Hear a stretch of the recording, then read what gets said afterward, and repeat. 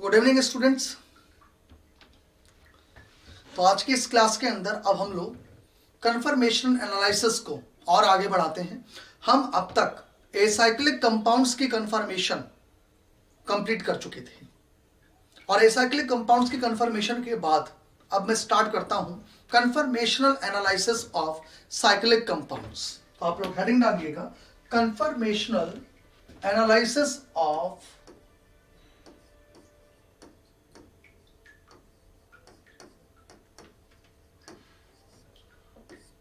conformational analysis of cyclic compounds. Analysis of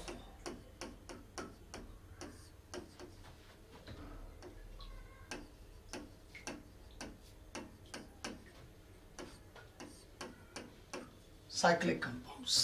ठीक है, चलिए देखिए साइक्लिक कंपाउंड्स की कन्फर्मेशनल एनालिसिस में हम सबसे पहले स्टार्ट करते हैं साइक्लोहेक्सेन। देखो इससे भी पहले साइक्लोप्रोपेन भी होती है, साइक्लोब्यूटेन भी होती है, साइक्लोपेंटेन भी होती है, लेकिन इसको हम लोग बाद में डिस्कस करेंगे। पहले मैं आता हूं साइक्लोहेक्सेन पर। ठीक है, देखो साइक्लोहेक्सेन को आप लोग जरा ध्यान से समझिएगा। अगर मैं ये कह दूं कि साइक्लोहेक्सेन को यदि प्लेनर अज्यूम किया जाए, साइक्लोहेक्सेन को यदि प्लेनर अज्यूम किया जाए तो देखिए यहां पर समस्या क्या आएगी। इसको प्लेनर अज्यूम करने पर हमारे को पता है यहां ये दोनों हाइड्रोजन वेज पर है, ये लीजिए करेक्ट, और साथ में हम ये कहते हैं कि इसके अंदर ये जो दोनों हाइड्रोजन्स हैं वो डैश पर हैं, करेक्ट। चलिए देखो ये जो दोनों हाइड्रोजन्स हैं ये और ये यहां पर डैश पर लगे हुए हैं, करेक्ट, यानी ये H और ये H, ये हाइड्रोजन्स डैश पे लगे हुए हैं, राइट। तो अगर ये हाइड्रोजन्स डैश पे लगे हुए हैं, ये लीजिए, और इधर वाले ये हाइड्रोजन वेज पर लगे हुए हैं, तो देखो अब यहां हमारे को क्या देखने को मिल रहा है। हम ये जानते हैं कि ये कार्बन और ये कार्बन, ये दोनों ही कार्बन sp3 हाइब्रिडाइज्ड कार्बन है, और sp3 हाइब्रिडाइज्ड कार्बन एटम में ये जो बॉन्ड एंगल होता है वो बॉन्ड एंगल होना कितना चाहिए, 109 डिग्री 28 मिनट, यानी sp3 में थीटा 109 डिग्री 28 मिनट्स होना चाहिए, ये हम लोग जानते हैं। लेकिन साइक्लोहेक्सेन के अंदर अगर मैं इस एंगल की बात करूं तो ये एंगल 120 डिग्री का है। इसका मतलब ये हुआ कि साइक्लोहेक्सेन को यदि प्लेनर अज्यूम किया जाता है तो इसके अंदर एंगल स्ट्रेन प्रेजेंट है। इसका मतलब इट कंटेन एंगल स्ट्रेन, इसके अंदर एंगल स्ट्रेन अवेलेबल है, क्लियर। अब एक और चीज देखिएगा, अगर मैं यहां पर ये कहूं कि देखो प्लेन ऑफ द पेपर वाले बॉन्ड, यहां ये जो प्लेन ऑफ द पेपर वाले बॉन्ड है, ये प्लेन ऑफ द पेपर वाले बॉन्ड क्या सेम साइड है क्या, तो हम कहेंगे yes, plane of the paper वाले बॉन्ड सेम साइड है। अगर प्लेन ऑफ द पेपर वाले बॉन्ड सेम साइड होते हैं तो बताइए वो कन्फर्मेशन हम एक्लिप्स्ड कहते हैं या स्टैगर्ड कहते हैं, तो हम कहेंगे वो कन्फर्मेशन हम एक्लिप्स्ड कहते हैं। प्लेन ऑफ द पेपर वाले बॉन्ड चूंकि सेम साइड है तो ऐसी कन्फर्मेशन को मैं एक्लिप्स्ड कन्फर्मेशन कहूंगा, क्लियर। अब मैं साथ में ये भी आप लोगों से डिस्कस कर लूं कि यहां पर दोनों हाइड्रोजन चूंकि वेज पर है, दोनों हाइड्रोजन चूंकि वेज पर है, ये लीजिए, तो दोनों हाइड्रोजन के बीच में स्टीयरिक रिपल्शन होगा। बिल्कुल देखो अगर ये प्लेनर अज्यूम किया जाएगा तो दोनों OH ऊपर है और यहां दोनों H नीचे हैं, दोनों ऊपर वाली H के बीच में स्टीयरिक रिपल्शन होगा और दोनों H जो नीचे हैं उनके बीच में भी स्टीयरिक रिपल्शन होगा। तो इसका मतलब यहां पर इन दोनों H के बीच में स्टीयरिक रिपल्शन होगा और एट द सेम टाइम हम ये कह दें यहां पर इन दोनों हाइड्रोजन एटम के बीच में भी स्टीयरिक रिपल्शन होगा, इन दोनों के बीच में भी स्टीयरिक रिपल्शन होगा, क्लियर।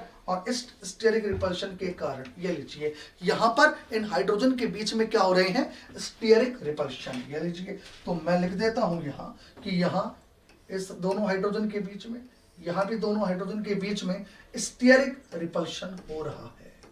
ये लीजिए,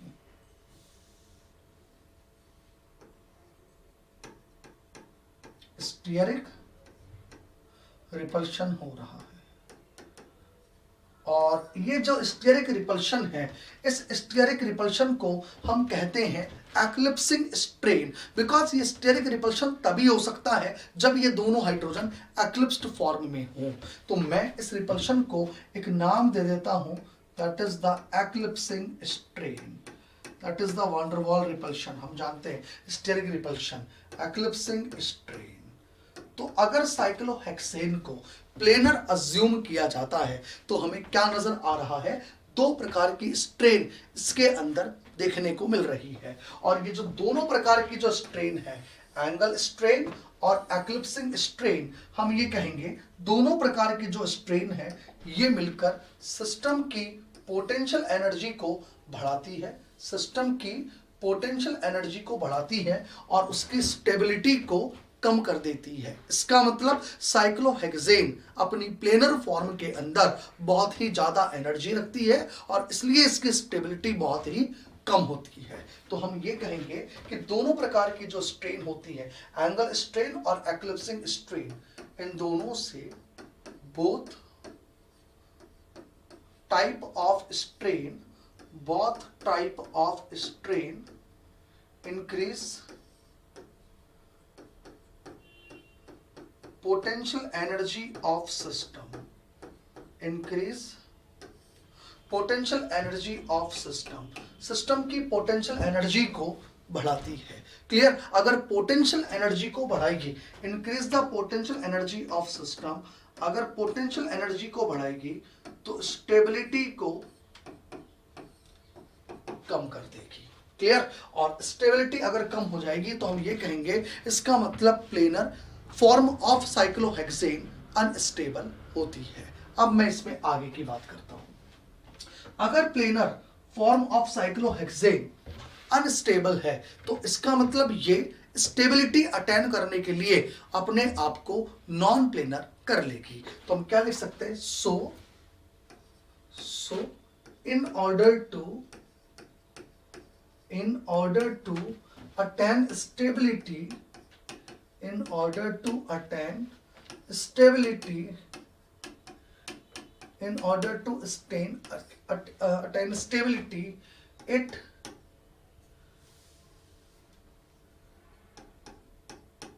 it becomes non-planar,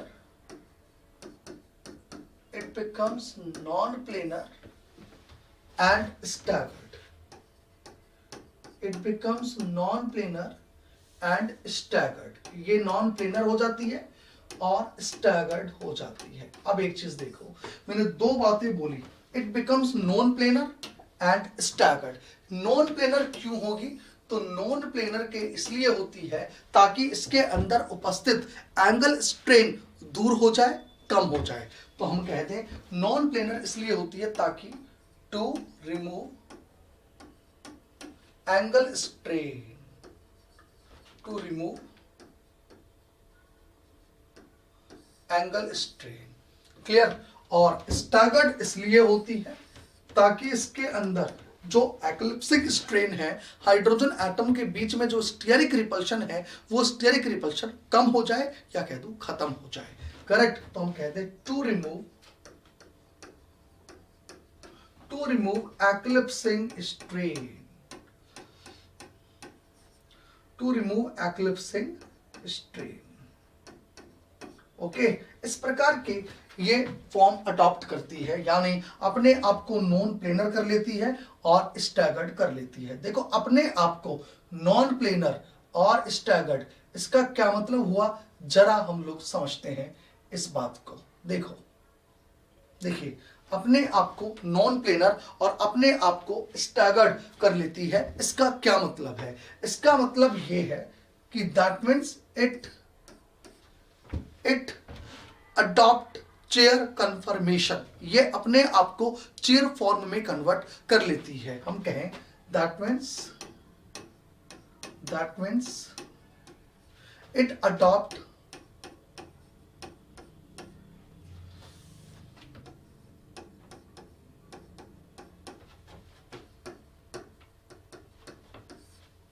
chair conformation या चेयर फॉर्म, ये चेयर फॉर्म के अंदर कन्वर्ट हो जाती है। It adopt chair conformation. इस चेयर कन्फर्मेशन के बारे में यह कहा जाता है कि चेयर कन्फर्मेशन एक प्रकार की non planar and staggered conformation होती है। इट इज, चेयर कन्फर्मेशन के बारे में क्या कहते हैं कि it is a non planar, it is a non-planar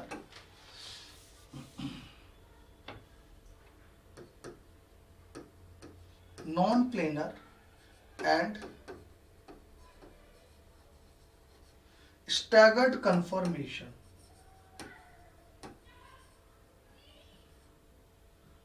ठीक है, ये एक non planar and staggered conformation होती है। ये चेयर फॉर्म ये अडॉप्ट करती है, ये हमारे को समझना है। ठीक है, अब हमारा टारगेट रहेगा ये चेयर फॉर्म क्या होती है, इस चेयर फॉर्म के अंदर किस तरीके से विजुअलाइजेशन किया जाता है, ये अब हम लोग समझते हैं। तो देखिए, जब साइक्लोहेक्सेन प्लेनर से नॉन प्लेनर की तरफ आती है तो हम कह दें इसको ऐसे रिप्रेजेंट करते हैं, ये साइक्लोहेक्सेन प्लेनर है,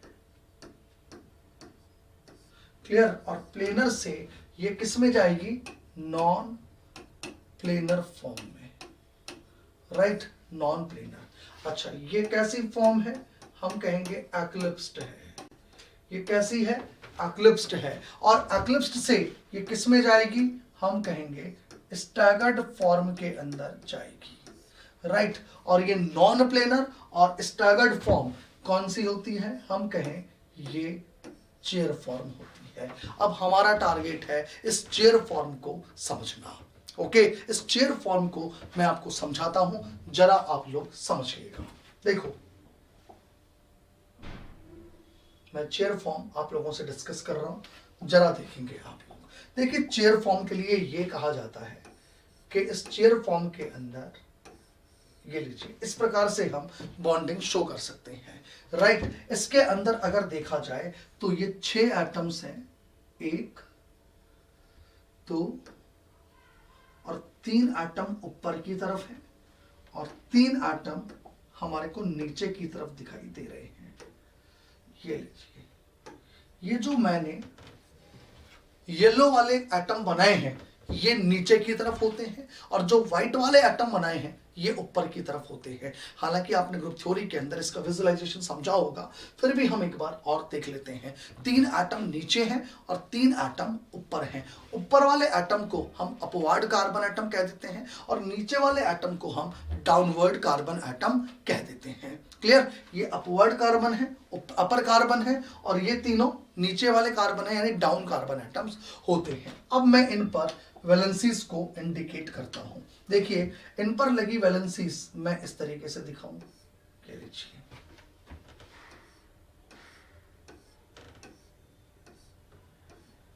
करेक्ट, ये इनकी मैंने वैलेंसीज शो कर दी। तो देखो, साइक्लोहेक्सेन का ये जो चेयर फॉर्म है, ये देखिए, ये 12 हाइड्रोजन एटम रखता है। हम कहते हैं इन साइक्लोहेक्सेन 12 हाइड्रोजन एटम प्रेजेंट। ये लीजिए, 12 हाइड्रोजन एटम यहां पर प्रेजेंट है, राइट। ये जो 12 हाइड्रोजन एटम है, इन 12 हाइड्रोजन एटम में से 6 हाइड्रोजन एटम एक्सियल होते हैं और 6 हाइड्रोजन एटम इक्वेटोरियल होते हैं। 6 हाइड्रोजन एटम कहा जाता है एक्सियल है, ये लीजिए, और 6 हाइड्रोजन एटम इक्वेटोरियल रहते हैं। 6 हाइड्रोजन एटम इक्वेटोरियल रहते हैं, देखिएगा, करेक्ट। ये जो 6 हाइड्रोजन एटम एक्सियल और 6 हाइड्रोजन एटम इक्वेटोरियल हैं, इनको आप लोग समझना। ये जो 6 हाइड्रोजन एटम एक्सियल हैं, इनके बारे में कहा जाता है कि these are perpendicular to the molecular plane. ये साइन परपेंडिकुलर का है भैया, ये साइन परपेंडिकुलर है, ये होते हैं परपेंडिकुलर टू द मॉलिक्यूलर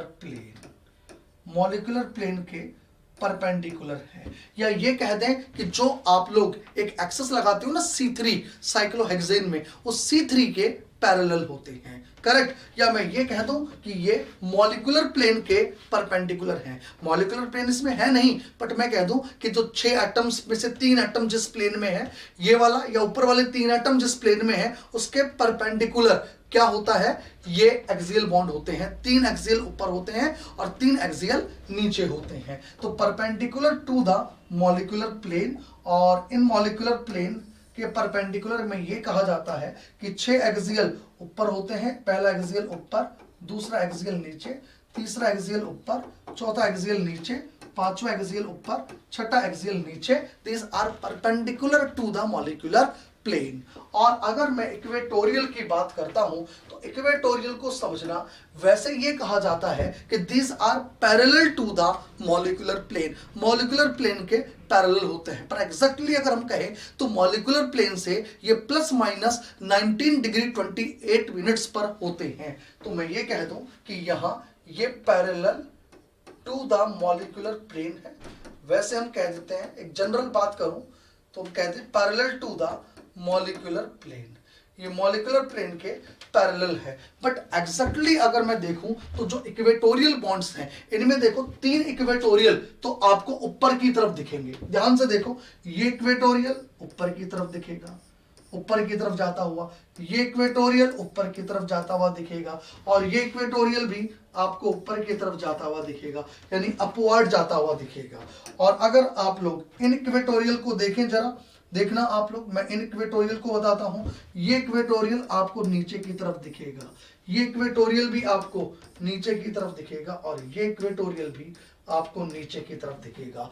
तो आपको 3 इक्वेटोरियल नीचे की तरफ और 3 इक्वेटोरियल ऊपर की तरफ जाते हुए दिखेंगे। तो हम ये कहते हैं ये एग्जैक्टली पैरेलल नहीं है, एक जनरल बात हम बोल दें, ठीक है। बाकी एग्जैक्टली देखा जाए तो ये मॉलिक्यूलर प्लेन के प्लस माइनस 19 डिग्री 28 मिनट्स पर होते हैं। यानी इक्वेटोरियल बॉन्ड जो होते हैं ये मॉलिक्यूलर प्लेन के या तो ऊपर या थोड़े से नीचे होते हैं, और किस एंगल पर, 19 डिग्री 28 मिनट के एंगल पर होते हैं। ये बात करी हमने एक्सियल एंड इक्वेटोरियल हाइड्रोजन्स कैसे कैसे हैं उनकी।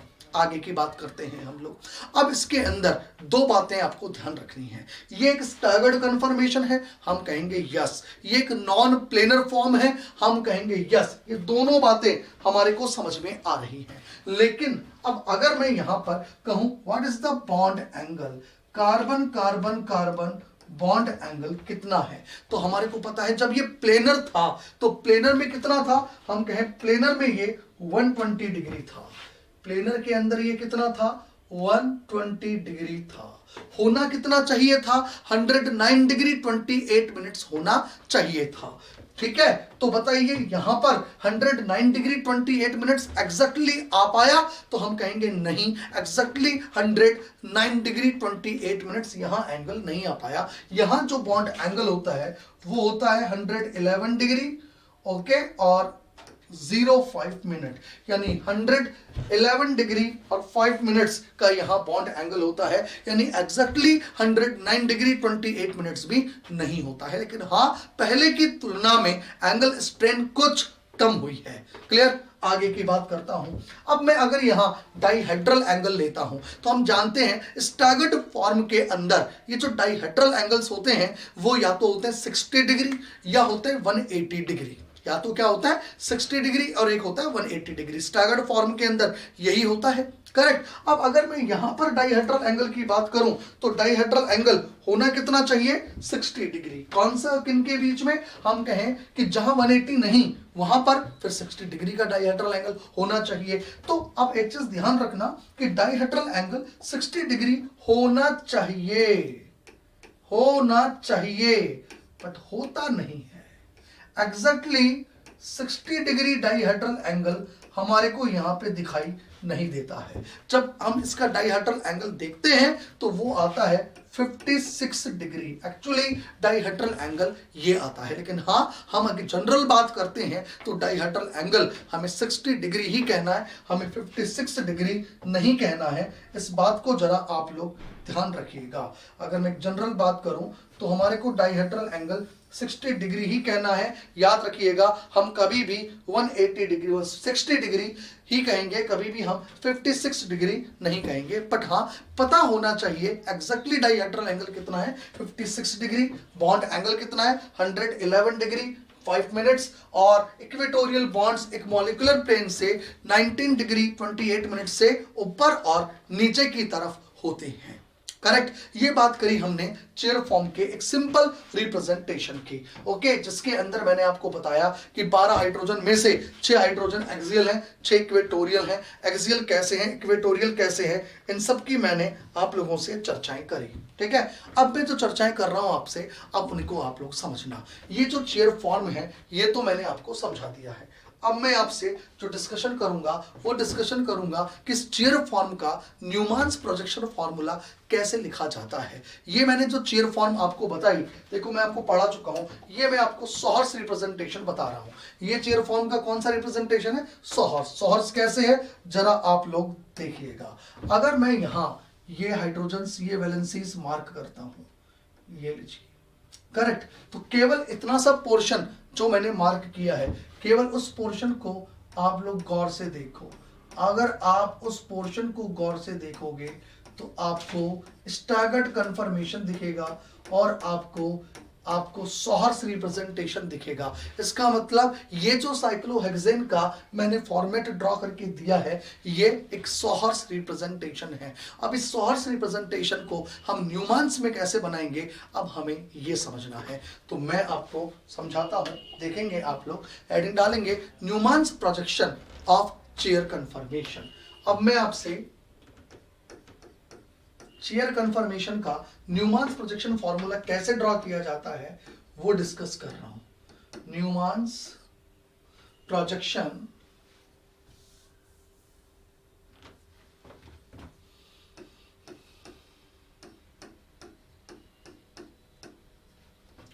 Projection of chair conformation.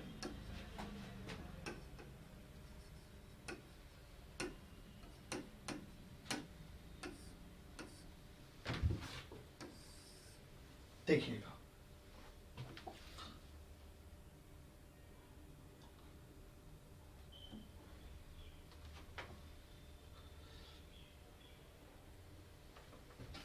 देखेंगे आप लोग न्यूमान्स प्रोजेक्शन फॉर्मूला हम चेयर कन्फर्मेशन का कैसे बनाते हैं, जरा देखेंगे आप लोग।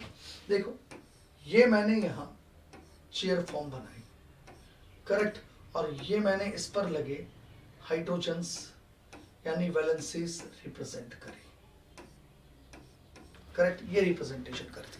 अब मैं अगर आपसे ये कहूं कि मान लो ये 1 नंबर कार्बन है, जरा देखेंगे आप लोग, ये वाला जो कार्बन है ये 1 नंबर कार्बन है और ये जो कार्बन है वो 2 नंबर कार्बन है, और इधर से ये नंबर जो है और ये नंबर जो है वो क्या क्या है, 1 2 3 4, ये अपना 5 नंबर कार्बन है और ये अपना 4 नंबर कार्बन एटम है। क्लियर।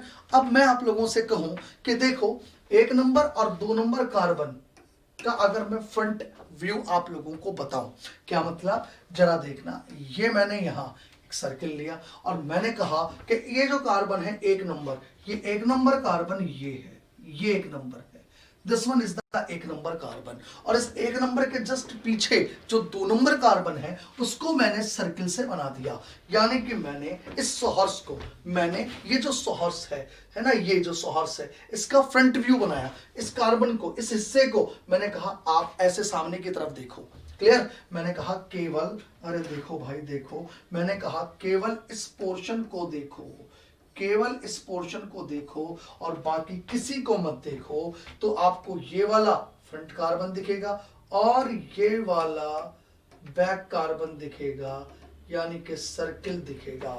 आगे मेरी बात समझ में? तो फ्रंट कार्बन को मैंने डॉट से और बैक कार्बन को मैंने सर्किल से रिप्रेजेंट किया है। अब मैं इस पर लगे ग्रुप्स अगर लगाऊं तो देखो ये ग्रुप ऐसे ऐसे ऐसे ऐसे ऐसे और ऐसे लगाए जाएंगे, जिनमें से ये वाले ये बॉन्ड एक्सियल हैं, यानी कि ये वाले बॉन्ड एक्सियल हैं, यानी कि ये और ये वाले बॉन्ड एक्सियल हैं। और जो ये वाले बॉन्ड हैं ये और ये इक्वेटोरियल हैं, यानी कि ये वाले और ये वाले बॉन्ड इक्वेटोरियल हैं, यानी कि ये वाले और ये वाले बॉन्ड इक्वेटोरियल हैं। करेक्ट। तो मैंने यहां ये कहा ये अपना 1 नंबर कार्बन एटम है, राइट, ये अपना 1 नंबर कार्बन एटम है, और एक के जस्ट पीछे ये अपना 2 नंबर कार्बन एटम है। सर्किल हमारा 2 नंबर कार्बन एटम है।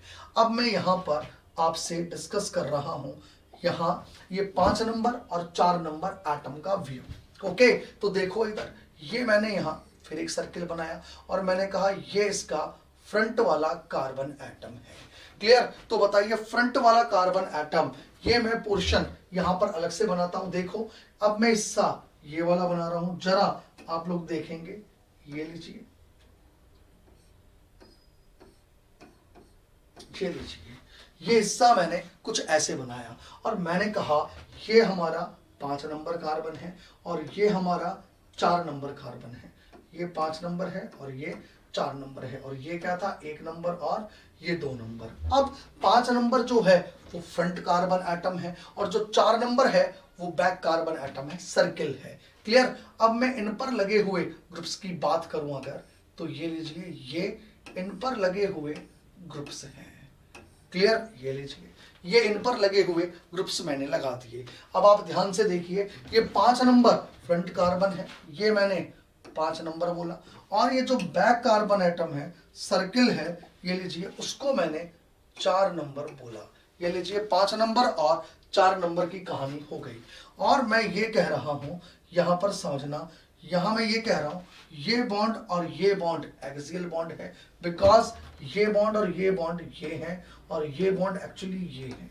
और अगर मैं इनकी बात करूं ये, तो ये वाले बॉन्ड ये हैं और यही बॉन्ड ये है, ये इक्वेटोरियल बॉन्ड है। तो ये मैंने एक्सियल और इक्वेटोरियल बॉन्ड यहां अब तक आपको बता दिए हैं।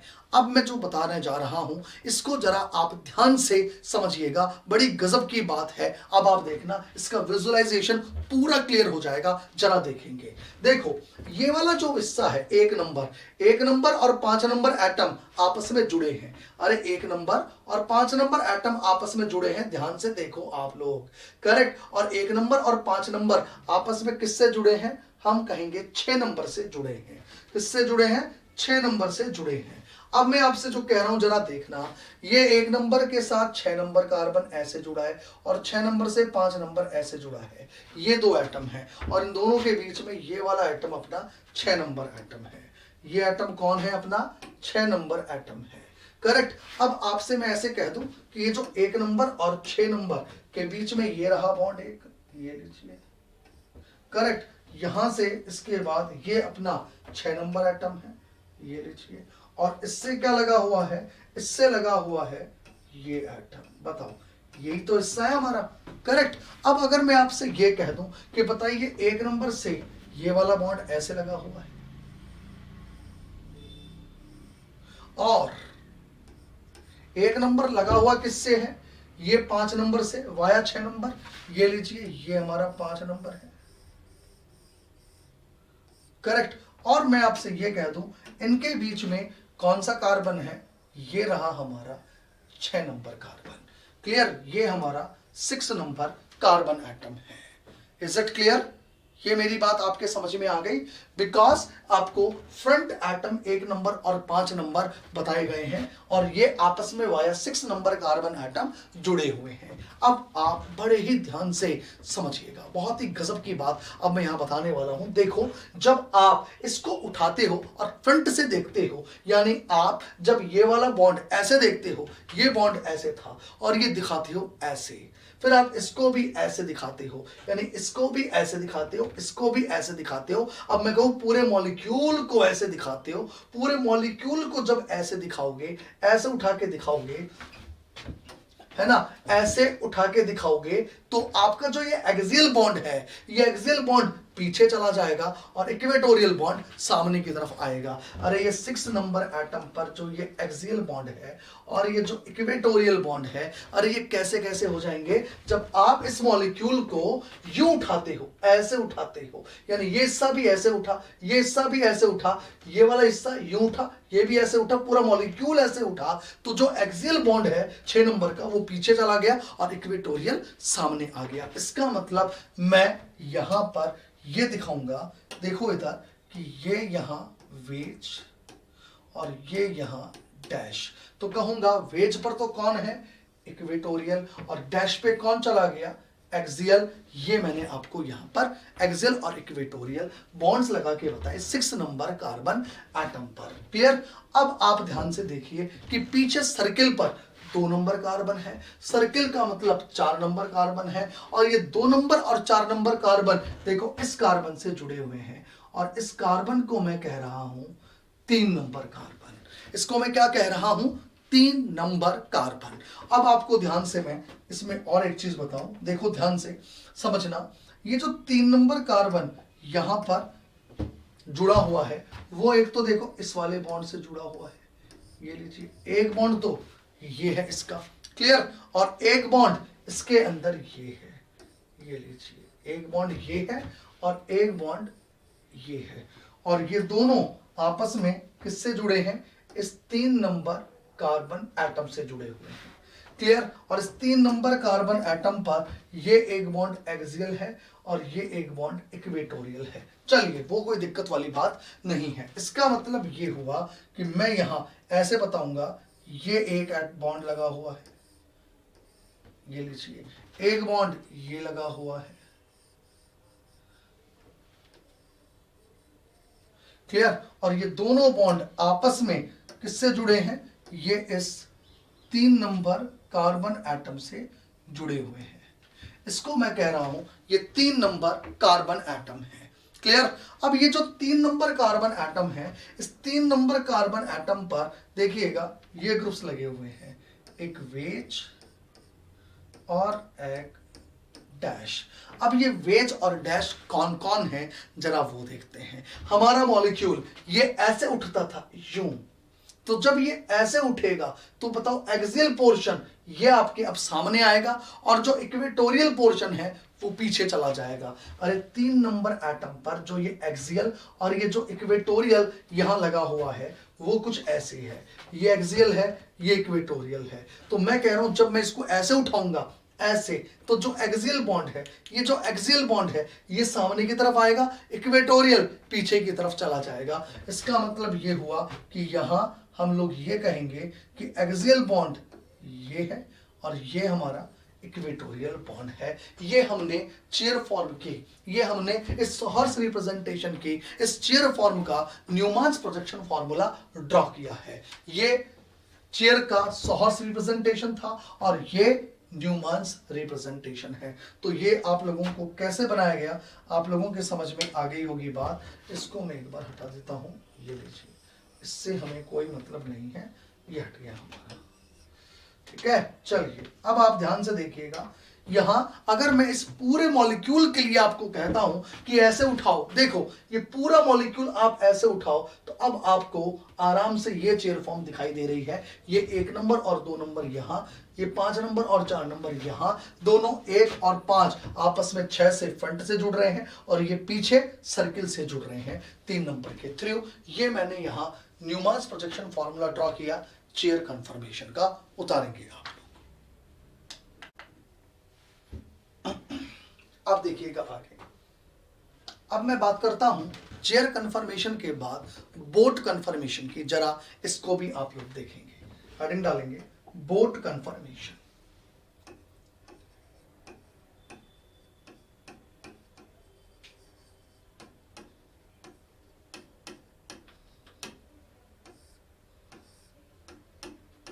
देखिए बोट कन्फर्मेशन के लिए यह कहा जाता है कि ये एक प्रकार का एक्लिप्स्ड कन्फर्मेशन होता है। It is eclipsed conformation. Eclipsed conformation, right, ये एक प्रकार का एक्लिप्स्ड कन्फर्मेशन है और इसकी स्टेबिलिटी चेयर कन्फर्मेशन से कम होती है। It is less stable, it is less stable than chair conformation, it is less stable than chair confirmation। ये chair confirmation से less stable है। It is less stable than chair confirmation। Clear? और इसकी potential energy chair conformation से 7.2 kilo calorie ज्यादा होती है। तो हम क्या लिखेंगे? It has more energy, it has 7.2 kilo calorie पर मोल, more energy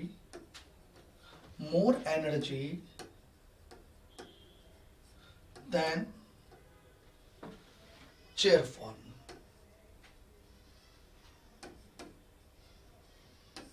ये चेयर फॉर्म से 7.2 किलो कैलोरी पर मोल अमाउंट ऑफ एनर्जी ज्यादा रखती है। अब ज्यादा क्यों रखती है ये हम लोगों को समझना है, ठीक है? देखिएगा, इसका कारण है वो मैं डायग्राम के थ्रू आप लोगों को समझाता हूं, जरा आप लोग समझेंगे।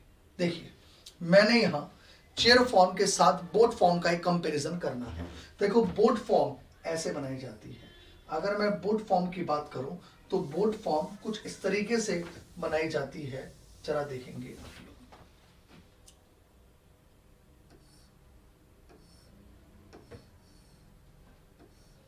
ये बोट फॉर्म है।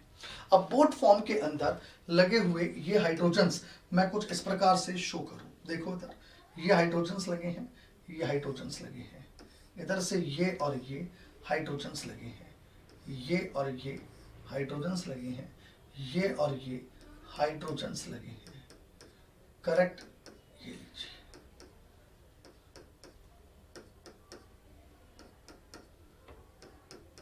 और यहां ये एक हाइड्रोजन है, ये यहां एक हाइड्रोजन है, और यहां इसमें दो हाइड्रोजन्स इस वाले कार्बन की इधर होती है और इस वाले कार्बन की इधर होती है, और इन दोनों हाइड्रोजन्स के बीच में स्टीयरिक रिपल्शन होता है, और वो स्टीयरिक रिपल्शन फ्लैगपोल इंटरेक्शन कहलाता है, फ्लैगपोल रिपल्शन कहलाता है। क्लियर? तो हम ये कहेंगे इन दोनों हाइड्रोजन एटम के बीच में एक स्टीयरिक रिपल्शन है। ये लीजिए, ये जो दोनों हाइड्रोजन है इनके बीच में ये मैंने क्या बताया है? एक स्टीयरिक रिपल्शन। ये लीजिए, और ये स्टीयरिक रिपल्शन जो है ये कहलाती है फ्लैगपोल इंटरएक्शन। फ्लैगपोल इंटरएक्शन कहलाती है, और इस फ्लैगपोल इंटरेक्शन से सिस्टम की पोटेंशियल एनर्जी बढ़ती है। क्लियर? अब आपको मैं यहां इसका विजुअलाइजेशन एक बार बताता हूं। देखिए, अगर मैं इस बोट फॉर्म को इस तरीके से आपको समझाऊं कि ये बोट फॉर्म हम रोटेट कर लें कि भाई ये बोट फॉर्म आप इसको ऐसे रोटेट करो। मैं क्या कह रहा हूं, ये जो बोट फॉर्म है ना, इसको आप इस प्रकार से रोटेट करो तो आपको ये वाले जो दोनों कार्बन एटम हैं, देखो ये वाले जो दोनों कार्बन एटम हैं, ये वाले, ये जैसे आप इसको यूं रोटेट करोगे ना, ये दोनों रोटेट आपको फ्रंट कार्बन नजर आएंगे, और ये दोनों कार्बन एटम आपको बैक सर्किल नजर आएंगे। करेक्ट? तो मैं क्या कह रहा हूं जरा समझना, मैंने इसको यू रोटेट किया तो आपको ये दो डॉट नजर आए, उनके पीछे ये सर्किल नजर आए। करेक्ट? ये चार कार्बन एटम तो नजर आ चुके। अब मैं कहता हूं ये डॉट कार्बन और उसके पीछे ये सर्किल वाले दोनों कार्बन, ये सर्किल वाले और ये डॉट वाले। अब मैं कहूं ये एक एक्लिप्स्ड कन्फर्मेशन है, तो इस पर लगे दोनों हाइड्रोजन और सर्किल पर लगे दोनों हाइड्रोजन एक्लिप्स्ड। मैं कह दूं इस पर लगे ये दो हाइड्रोजन और इस पर लगे ये दो हाइड्रोजन, ये भी एक्लिप्स्ड। तो देखो, फ्रंट वाले दो कार्बन और उससे लगे पीछे सर्किल वाले दोनों कार्बन, इस पर लगे दोनों हाइड्रोजन, इस पर लगे दोनों हाइड्रोजन, यहां पर हाइड्रोजन, यहां पर हाइड्रोजन हो गया। अब मैं कह दूं ये लगा हुआ है एक ऊपर वाले कार्बन से और ये भी लगा है ऊपर वाले कार्बन से, तो बोट नजर आ गई। देखो इधर ये, फिर ये और फिर ये बोट बन चुकी है। करेक्ट। अब मैं कह रहा हूं कि इधर के जो कार्बन है ये और इधर का जो कार्बन है ये, इसमें अंदर की तरफ और इसमें इधर की तरफ, कि ये जो दोनों हाइड्रोजन एटम होंगी ये फ्लैगपोल हाइड्रोजन एटम होती हैं ये दोनों, और इनके बीच में ये जो होने वाला स्टीयरिक रिपल्शन है इसे हम फ्लैगपोल इंटरएक्शन कहते हैं। क्लियर। तो आपको मैं वापस से विजुअलाइजेशन करके बताता हूं, जरा देखिएगा। ये फ्रंट वाले दोनों डॉट, राइट, और इन दोनों डॉट के पीछे ये सर्किल, यानी ये दोनों कार्बन कार्बन बॉन्ड है, कुल 4 कार्बन हो गए, फ्रंट वाले 2 कार्बन, ये 2, और इसके पीछे सर्किल वाले दोनों कार्बन। अब मैं कह रहा हूं फ्रंट वाले कार्बन की दोनों हाइड्रोजन अगर ऐसे है तो बैक वाले की भी ऐसे ही होगी। जरा देख लो, ये लो नीचे नीचे और यहां भी नीचे नीचे। करेक्ट। समझ में आ रही है आप लोगों के? ओके। ये दोनों हाइड्रोजन नीचे नीचे और ये दोनों हाइड्रोजन भी नीचे नीचे, फ्रंट वाले कार्बन की दोनों नीचे, बैक सर्किल वाले की भी दोनों नीचे। फिर मैंने कहा फ्रंट वाले की ये दोनों हाइड्रोजन और सर्किल की भी ये दोनों हाइड्रोजन। फिर कहा फ्रंट वाले कार्बन से ये आगे का कार्बन ऊपर की तरफ जुड़ रहा है और बैक वाले से भी ऊपर की तरफ जुड़ रहा है, ये दोनों ऊपर की तरफ के कार्बन।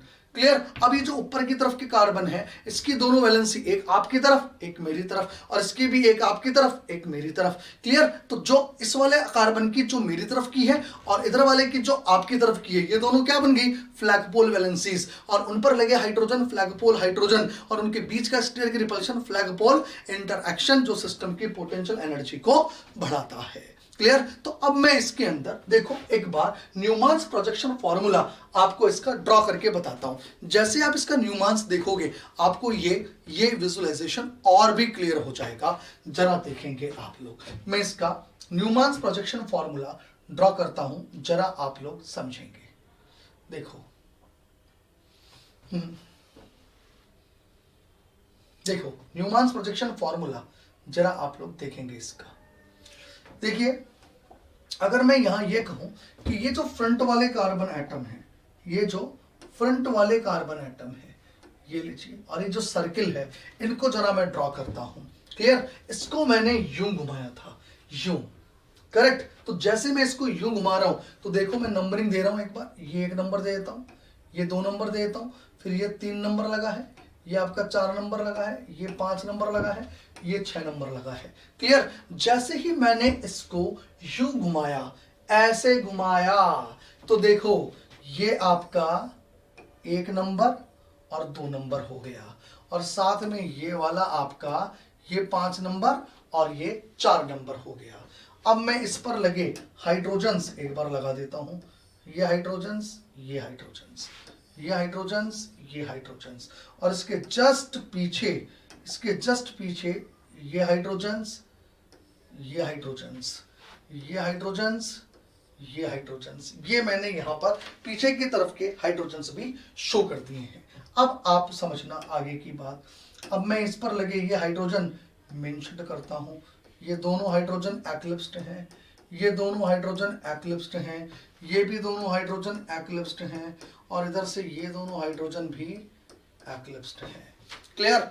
अब मैं जो कह रहा हूं समझना, ये जो आपका 1 नंबर कार्बन है और इसके जस्ट पीछे ये 2 नंबर कार्बन एटम है, यहाँ फ्रंट वाला ये 5 नंबर कार्बन है, और इसके जस्ट पीछे ये 4 नंबर कार्बन एटम है। 1 नंबर और 5 नंबर को 6 नंबर ने आपस में जोड़ रखा है। किसने जोड़ रखा है? 6 नंबर ने। अब मैं उसकी बात करता हूं, जरा देखेंगे आप लोग। देखो 1 नंबर और 5 नंबर को मैं आपस में जोड़ता हूं। ये लीजिए, ये अपना 1 नंबर और ये 5 नंबर आपस में जुड़ गए हैं, और आपस में जुड़े किससे हैं? आपस में जुड़े हैं ये 6 नंबर कार्बन एटम से। ये लीजिए, ये 6 नंबर कार्बन एटम है। अब मैं जो आपसे कह रहा हूं आगे की बात आप समझना। आगे की बात ये है इसके अंदर कि जब मैं यहां इस सर्किल 2 नंबर और ये जो 4 नंबर एटम है, ये 2 नंबर और 4 नंबर, इसको देखूं तो ये किससे जुड़ा है? 3 नंबर से। देखो ये यूं है, फ्रंट तो 6 से जुड़ा है, तो बैक भी तो जुड़ा है वाया 3 नंबर, तो मैं उससे जोड़ता हूं। जरा आप लोग देखेंगे, ये लीजिए और ये लीजिए, ये मैंने यहां बैक वाले को भी आपस में जोड़ लिया है। करेक्ट। जब मैं बैक वाले को आपस में जोड़ रहा हूं तो ये मैंने जोड़ दिया है वाया वाया 3 नंबर, ये लीजिए ये हमारा 3 नंबर एटम है। करेक्ट, यहां पर ये 6 नंबर है और ये हमारा 3 नंबर है। करेक्ट। अब मैं यहां पर देखिएगा हाइड्रोजन एटम्स लगाता हूं, जरा आप लोग देखेंगे ये हमारा वो एटम है जो आपकी तरफ है। करेक्ट, या मैं ऐसे कह देता हूं ये वो एटम है जो आप लोगों की तरफ है और ये पीछे की तरफ है। इधर से ये वो है जो हमारी तरफ है और ये पीछे की तरफ है। अब अगर मैं आपसे ये कह दूं कि भाई ये वाली हाइड्रोजन और ये वाली हाइड्रोजन, ये दोनों हाइड्रोजन फ्लैग पोल हाइड्रोजन है। अरे फ्रंट वाले कार्बन की तो पीछे वाली और बैक वाले कार्बन की सामने वाली, दोनों हाइड्रोजन क्या होंगी? फ्लैग पोल हाइड्रोजन। और दोनों के बीच में क्या होगा? Stearic repulsion. तो यहां ये जो हो रहा है ये फ्लैग पोल हाइड्रोजन के बीच में होने वाला स्टीयरिक रिपल्शन है। तो मैं क्या बोलूंगा इससे कि ये जो हो रहा है ये फ्लैग पोल इंटरएक्शन हो रहा है। इससे मैं क्या बोल रहा हूं? फ्लैग पोल इंटरएक्शन। ये लीजिए, आ रही है बात समझ में? और यहां पर बाकी के 2 हाइड्रोजन एटम ये रहे, ये आपकी तरफ और ये पीछे की तरफ, इनके बीच में किसी भी प्रकार का कोई स्टीयरिक रिपल्शन नहीं है। तो ये मैंने न्यूमान्स प्रोजेक्शन फॉर्मूला बोट फॉर्म का ड्रॉ किया है। क्लियर? अब आप ध्यान से देखेंगे यहां पर ये एक एक्लिप्स्ड ईथेन दिख रही है, ये भी आपको एक एक्लिप्स्ड ईथेन दिख रही है। बताओ ये एक एक्लिप्स्ड ईथेन स्टैगर्ड ईथेन से कितनी एनर्जी ज्यादा रखती है? तो हम कहेंगे 3 किलो कैलोरी पर मोल। क्लियर? तो हम ये कहते हैं 3 किलो कैलोरी पर मोल, तो यहां से एनर्जी बढ़ी, ये लीजिए, और 3 किलो कैलोरी पर मोल यहां से एनर्जी बढ़ी, क्योंकि 2 आपको यहां पर एक्लिप्स्ड फॉर्म नजर आ रही है, तो 3 और 3 6 किलो कैलोरी पर मोल, तो यहां से एनर्जी बढ़ गई। अब अभी भी 1.2 किलो कैलोरी बचा हुआ है, वो 1.2 किलो कैलोरी हम यहां से लेते हैं। तो ये जो इंटरेक्शन होती है ये हमें देती है 1.2 किलो कैलोरी पर मोल अमाउंट ऑफ एनर्जी। और इसीलिए कहा जाता है कि बोट फॉर्म चेयर फॉर्म से लगभग 7.2 किलो कैलोरी पर मोल अमाउंट ऑफ एनर्जी ज्यादा रखती है।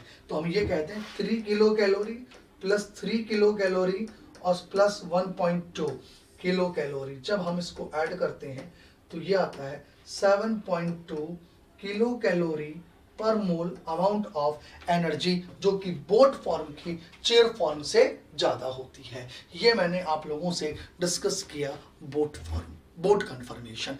अब मैं साइक्लोहेक्सेन का एक और कन्फर्मेशन आपसे डिस्कस कर रहा हूं। देखिएगा आप लोग, 2 कन्फर्मेशन मैं आपसे डिस्कस कर चुका हूं, एक चेयर फॉर्म है और एक बोट फॉर्म, ये दोनों कर चुका हूं। तीसरी कन्फर्मेशन मैं लेता हूं, that is the half chair conformation. अब मैं जो डिस्कस कर रहा हूं वो है half chair conformation. Half chair conformation, देखो हाफ चेयर कन्फर्मेशन को समझ लो।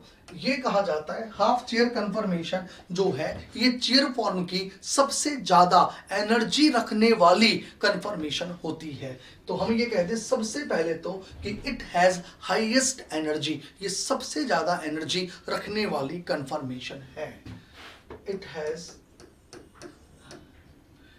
Has maximum energy, it has maximum energy, maximum energy out of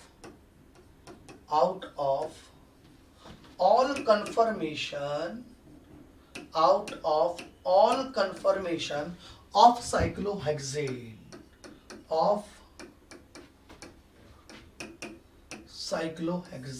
cyclohexane के जितने भी कन्फर्मेशन हम लोग बनाते हैं उनमें से सबसे ज्यादा एनर्जी इस हाफ चेयर की होती है। याद रखना प्लेनर फॉर्म से कम है, प्लेनर फॉर्म से कम है, ये ध्यान रखना। लेकिन हाँ chair, boat, twist boat, half chair, इनमें से सबसे ज्यादा एनर्जी इसकी है। करेक्ट। अब हाफ चेयर को रिप्रेजेंट कैसे किया जाता है जरा देखेंगे आप लोग। देखो अगर मैं यहां कहूं ये हमारी चेयर फॉर्म होती है। ये क्या होती है? Chair form. तो हाफ चेयर कैसे बनाई जाती है जरा आप लोग देखेंगे। हाफ चेयर दो तरीके से ड्रॉ करी जाती है। देखो मैं दोनों ही फॉर्म आपको बताता हूं, आपको हर फॉर्म देखनी आनी चाहिए। अगर मैं आपसे ये कहूं ये वाला बॉन्ड नीचे की तरफ आया है, अगर मैं आपसे ये कहूं ये वाला बॉन्ड नीचे की तरफ आ जाए और ये वाला बॉन्ड भी नीचे की तरफ आ जाए, तो मैं इसकी हाफ चेयर ऐसे बनाऊंगा, जरा देखेंगे। मैं ये कह दूं, ये लीजिए, ये हो गया, और यहां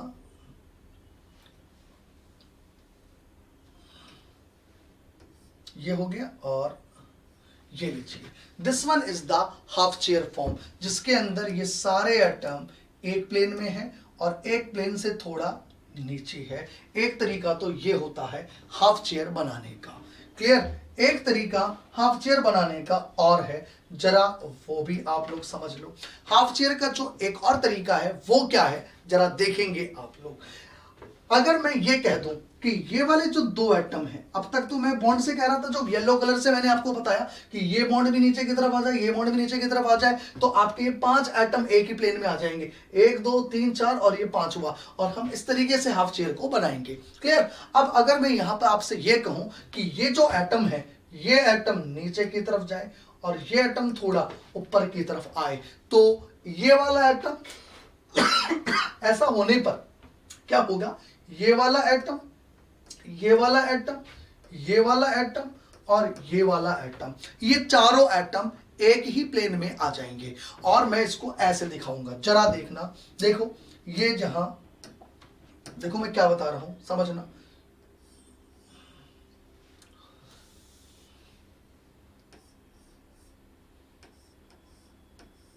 ये हिस्सा मैंने आपको बना के बताया पहले।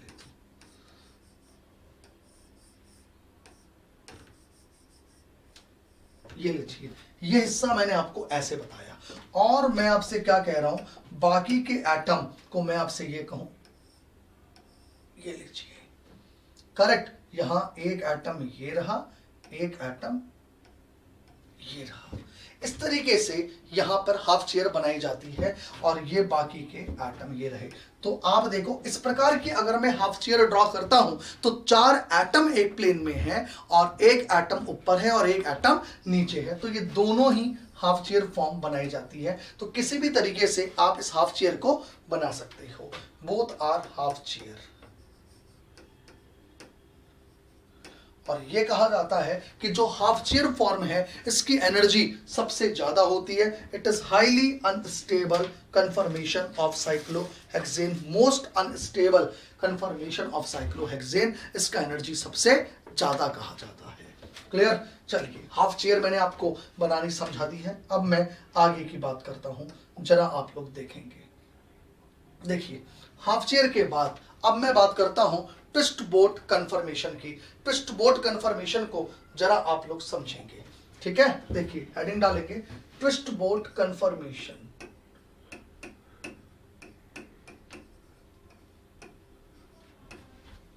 Twist boat conformation. देखिए, ट्विस्ट बोट कन्फर्मेशन के लिए यह कहा जाता है कि यह एक ऐसा कन्फर्मेशन है साइक्लोहेक्सेन का जिसके अंदर प्लेन ऑफ सिमेट्री नहीं होती है, और यह एक कायरल कन्फर्मेशन है। क्लियर? तो हम कहेंगे हियर इस ट्विस्ट बोट कन्फर्मेशन के बारे में कहा जाता है हियर सिग्मा यानी प्लेन ऑफ सिमेट्री एब्सेंट होता है और आई भी एब्सेंट होता है। इसका मतलब ये कैसा है? ये एक कायरल कन्फर्मेशन होता है। ट्विस्ट बोट कन्फर्मेशन कैसा कन्फर्मेशन है? ये एक कायरल कन्फर्मेशन है। इस बात को जरा आप लोग ध्यान रखिएगा। ये कैसा कन्फर्मेशन है? Chiral conformation. राइट? ये बात हुई आपके ट्विस्ट बोट कन्फर्मेशन की। अब ये twist boat conformation actually draw कैसे होता है, मैं पहले अब आपको ये समझा देता हूं। देखिएगा, ट्विस्ट बोट कन्फर्मेशन ड्रॉ कैसे होता है, जरा आप लोग ये भी देख लीजिए। ट्विस्ट बोट दो तरीके से ड्रॉ होता है, दोनों ही तरीके मैं आपको सिखा देता हूं। एक तरीका तो होता है ट्विस्ट बोट को ड्रॉ करने का, ये ये लीजिए, ऐसा कई बार होगा, मैं इस तरीके से ड्रॉ करूंगा ट्विस्ट बोट। एक तो ट्विस्ट बोट ऐसे ड्रॉ होता है, क्लियर, और या फिर ट्विस्ट बोट को इस प्रकार से भी हम ड्रॉ कर सकते हैं। जरा आप लोग देखेंगे कि अगर मैं यहां ये कह दूं, ये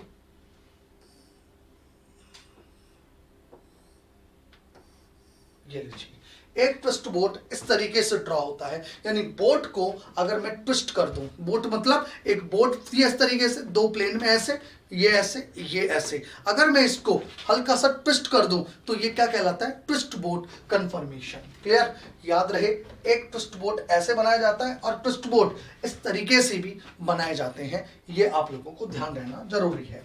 और इस ट्विस्ट बोट में आप लोगों को जो ध्यान रखना है, ये वाले बॉन्ड एक्सियल होते हैं, ऐसे ही ये वाले बॉन्ड और ये वाले बॉन्ड भी एक्सियल होते हैं, करेक्ट। इधर से ये वाले बॉन्ड और ये वाले बॉन्ड इक्वेटोरियल होते हैं, इधर से ये वाले बॉन्ड और ये वाले बॉन्ड इक्वेटोरियल होते हैं, क्लियर। और इधर से ये और ये कोई एग्जैक्टली एक्सियल इक्वेटोरियल नहीं है, हाँ, इनको सूडो एक्सियल, सूडो इक्वेटोरियल या आइसो बॉन्ड बोल सकते हैं। तो मैं इसको आइसो कह दूं या सूडो बॉन्ड बोल दूं, आइसो भी बोल सकते हैं और सूडो भी बोल सकते हैं। तो हम कहते हैं सूडो एक्सियल और सूडो इक्वेटोरियल बॉन्ड्स होते हैं इधर वाले बॉन्ड्स, राइट। ये चीज आप लोगों को ध्यान रखनी है, राइट। और वही सूडो इक्वेटोरियल, यहां पर ये वाली वैलेंसीज होती हैं, ये क्या होती है, ये और ये सूडो इक्वेटोरियल होती हैं, यानी सूडो और ये वाली जो वैलेंसी होती है वो सूडो एक्सियल होती हैं। वैसे ही यहां पर भी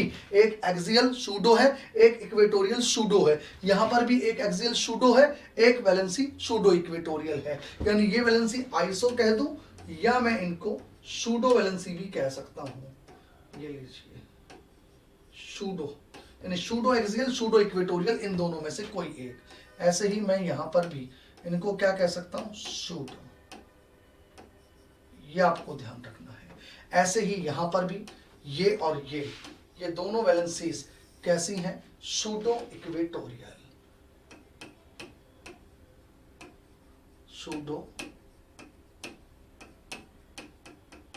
इक्वेटोरियल, ये आपको ध्यान रखना है, करेक्ट।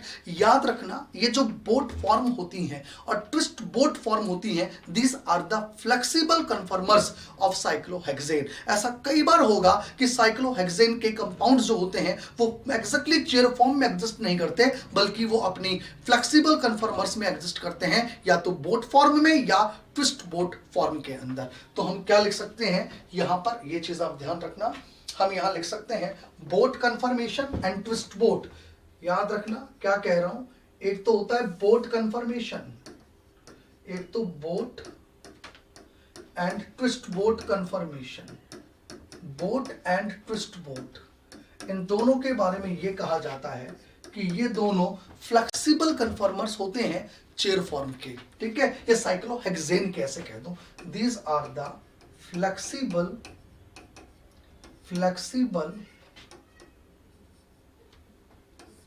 कन्फर्मर्स ऑफ साइक्लोहेक्सेन, ये साइक्लोहेक्सेन के फ्लेक्सिबल कन्फर्मर्स कहलाते हैं। और ऐसा कई बार होगा जब साइक्लोहेक्सेन के जो डेरिवेटिव्स होते हैं, कंपाउंड्स होते हैं, कुछ कारणों के कारण वो चेयर फॉर्म में एग्जिस्ट नहीं करते, बल्कि अपने फ्लेक्सिबल कन्फर्मर्स के अंदर एग्जिस्ट करते हैं, यानी कि हाफ चेयर, यानी कि ट्विस्ट बोट में या बोट में, ऐसे कई हम लोग डेरिवेटिव्स देखेंगे। तो sometimes compound exist in these conformers, यानी फ्लेक्सिबल फॉर्म के अंदर एग्जिस्ट करता है। समटाइम्स हम ये कहते हैं, समटाइम्स साइक्लोहेक्सेन डेरिवेटिव्स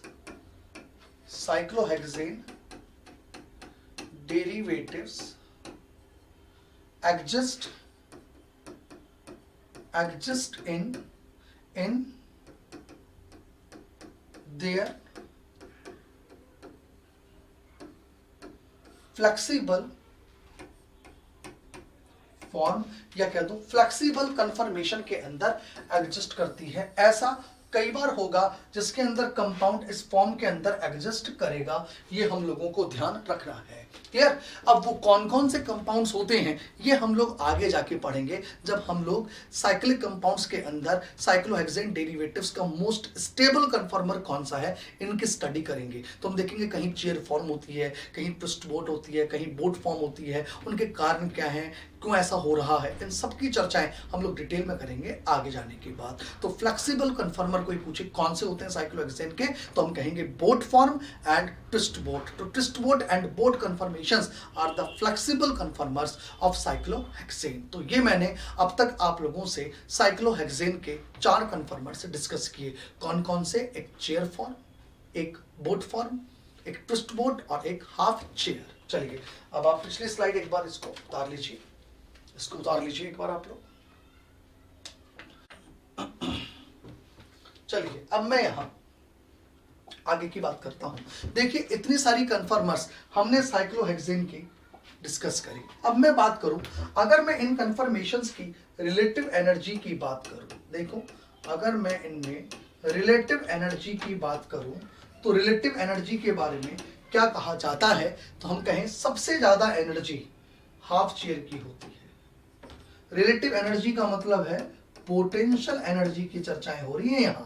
सबसे ज्यादा एनर्जी हाफ चेयर की होती है, राइट। हाफ चेयर से कम एनर्जी बोट फॉर्म की होती है, करेक्ट। बोट फॉर्म से कम एनर्जी ट्विस्ट बोट की होती है, ये लीजिए।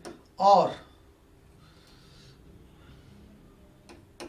ट्विस्ट बोट से कम एनर्जी चेयर फॉर्म की होती है, ये लीजिए, राइट। ये पोटेंशियल एनर्जी का ऑर्डर है। और अगर मैं इनमें स्टेबिलिटी ऑर्डर की बात करूं तो स्टेबिलिटी ऑर्डर बिल्कुल रिवर्स हो जाएगा।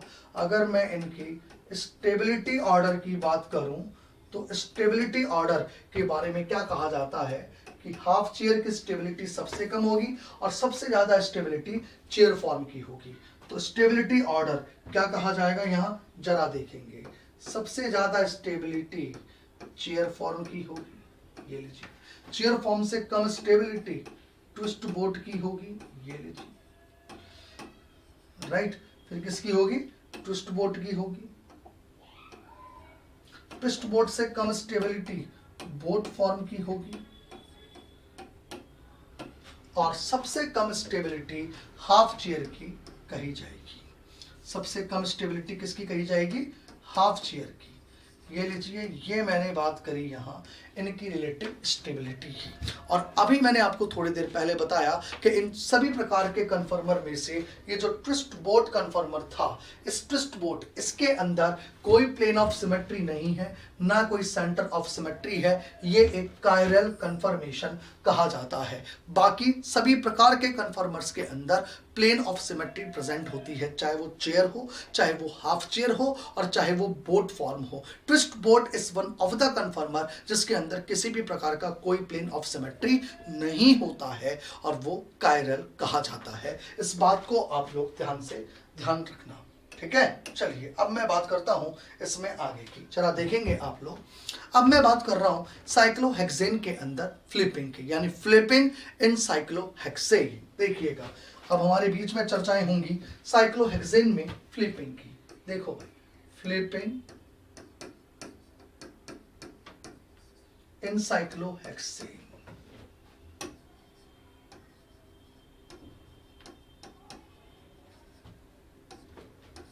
Flipping in cyclohexane. देखो जब भी कभी साइक्लोहेक्सेन के अंदर फ्लिपिंग होती है तो फ्लिपिंग के दौरान कुछ स्टेप्स हमारे को देखने को मिलते हैं। वो स्टेप्स क्या होते हैं जरा आप लोग देखिए, समझें आप लोग, फिर मैं आपको वो स्टेप्स समझाता हूं। देखो ये कहा जाता है कि जब भी कभी साइक्लोहेक्सेन में फ्लिपिंग होती है तो सबसे पहले ये जो चेयर फॉर्म होती है ना, ये चेयर फॉर्म फ्लिपिंग के दौरान हाफ चेयर में कन्वर्ट होती है। सबसे पहले ये हाफ चेयर के अंदर कन्वर्ट होती है, ये लीजिए, यानी फर्स्ट ऑफ ऑल हमारे को हाफ चेयर फॉर्म मिलती है। उसके बाद ये जो हाफ चेयर फॉर्म है ये ट्विस्ट बोट के अंदर कन्वर्ट होती है, यानी कि फिर ये ट्विस्ट बोट में कन्वर्ट होगी। फिर ये twist boat actually true boat में कन्वर्ट होती है। ट्विस्ट बोट किस में कन्वर्ट होती है? ट्रू बोट के अंदर कन्वर्ट होती है।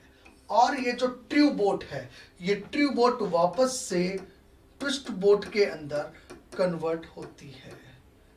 राइट, अब ये ट्विस्ट बोट फिर से हाफ चेयर में कन्वर्ट होगी। ये लीजिए, ये फिर से किस में कन्वर्ट होती है? हाफ चेयर में। और ये हाफ चेयर जो है वो इन्वर्टेड चेयर फॉर्म के अंदर कन्वर्ट हो जाती है। ये किस में कन्वर्ट हो गई? इन्वर्टेड चेयर फॉर्म के अंदर कन्वर्ट हो जाती है। अब आप एक चीज याद रखना यहां पर कि ये जो दो ट्विस्ट बोट मैंने यहां पर ली है, एक ट्विस्ट बोट ये है, एक ट्विस्ट बोट ये है, ये दोनों जो ट्विस्ट बोट है ये एक्चुअली दोनों के दोनों ट्विस्ट बोट एक दूसरे की मिरर इमेज होती है।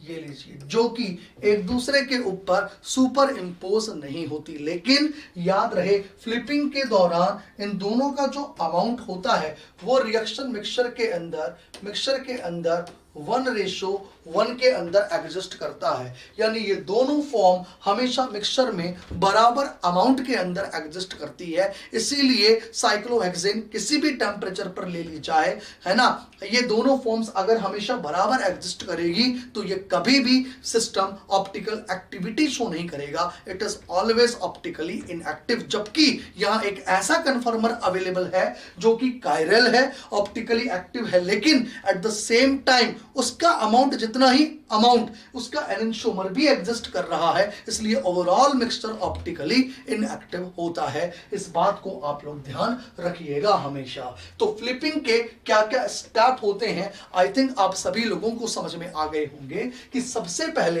ये जो चेयर फॉर्म है ये किस में कन्वर्ट होती है? हाफ चेयर में। हाफ चेयर किस में कन्वर्ट होती है? देन ट्विस्ट बोट के अंदर, फिर ट्विस्ट बोट ट्रू बोट में, then further twist boat and there half chair form हम लोगों को मिलेगी और हाफ चेयर फिर इन्वर्टेड चेयर के अंदर कन्वर्ट हो जाती है। इस बात को हमें समझना है। आप देखो, अब मैं फ्लिपिंग के ये स्टेप आपको जरा डायग्रामेटिकली समझा देता हूं, जरा देखेंगे आप लोग। अगर मैं यहां ये कहूं आप लोगों को कि देखो ये हम लोग एक चेयर फॉर्म बनाते हैं, ये एक चेयर फॉर्म है, करेक्ट। अब अगर इस चेयर फॉर्म के अंदर मैं डीलिंग कर रहा हूं इस कार्बन से और इस कार्बन से, जरा आप लोग समझना। और ये वाला जो पोर्शन है, ये पोर्शन जिसको मैं हाईलाइट कर रहा हूं, जिसको मैं डार्क कर रहा हूं, जरा आप लोग उसको भी देख लें। ये पोर्शन,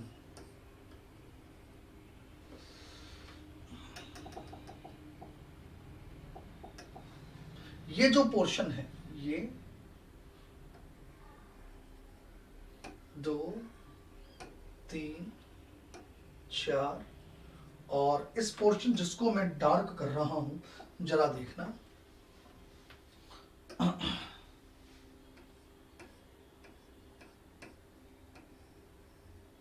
इस पोर्शन को भी जरा आप लोग ध्यान रखना, ठीक है। देखो, सबसे पहले क्या होता है कि ये वाला कार्बन एटम नीचे की तरफ जाता है और ये वाला कार्बन एटम ऊपर की तरफ जाता है, ताकि 4 कार्बन एटम एक ही प्लेन के अंदर आ जाए। क्लियर? तो देखिएगा, मैं इसे कुछ इस प्रकार से शो करूंगा, जरा आप लोग देखेंगे। ये लीजिए, हाफ चेयर मैं यहां ऐसे बनाऊंगा, राइट। ये इसके 4 कार्बन एटम है, 1 2 3 और ये 4। और जो येलो एटम है इनको जरा आप लोग देखिएगा, ये चारों कार्बन ऐसे दिखाए जा रहे हैं, करेक्ट। ये लीजिए, ये मैंने बनाई हाफ चेयर। तो सबसे पहले ये जो चेयर फॉर्म है ये किस में कन्वर्ट हो जाती है? हाफ चेयर में, राइट। अब उसके बाद ये हाफ चेयर किस में कन्वर्ट होगी? हाफ चेयर कन्वर्ट होगी ट्विस्ट बोट के अंदर। कैसे कन्वर्ट होगी ट्विस्ट बोट में? जरा देखेंगे। ये कार्बन अभी और नीचे आएगा, ये कार्बन अभी और ऊपर जाएगा। अगर ऐसा होगा तो देखो भैया क्या होगा, जरा आप लोग देखना। अगर ऐसा होगा तो मैं ये कह दूं कि ये फॉर्म कुछ इस प्रकार से कन्वर्ट हो जाएगी। देखना, ये लीजिए,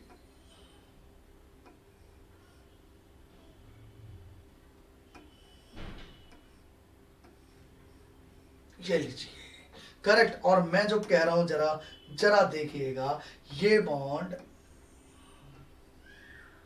हमारा अभी भी वही है। ये बॉन्ड, ये लीजिए फ्रंट वाला बॉन्ड है। ये 4 एटम मैंने लिए, 1 2 3 4, ये लीजिए ये वही है। और ये वाला जो बॉन्ड है, ये लीजिए ये वाला बॉन्ड, राइट,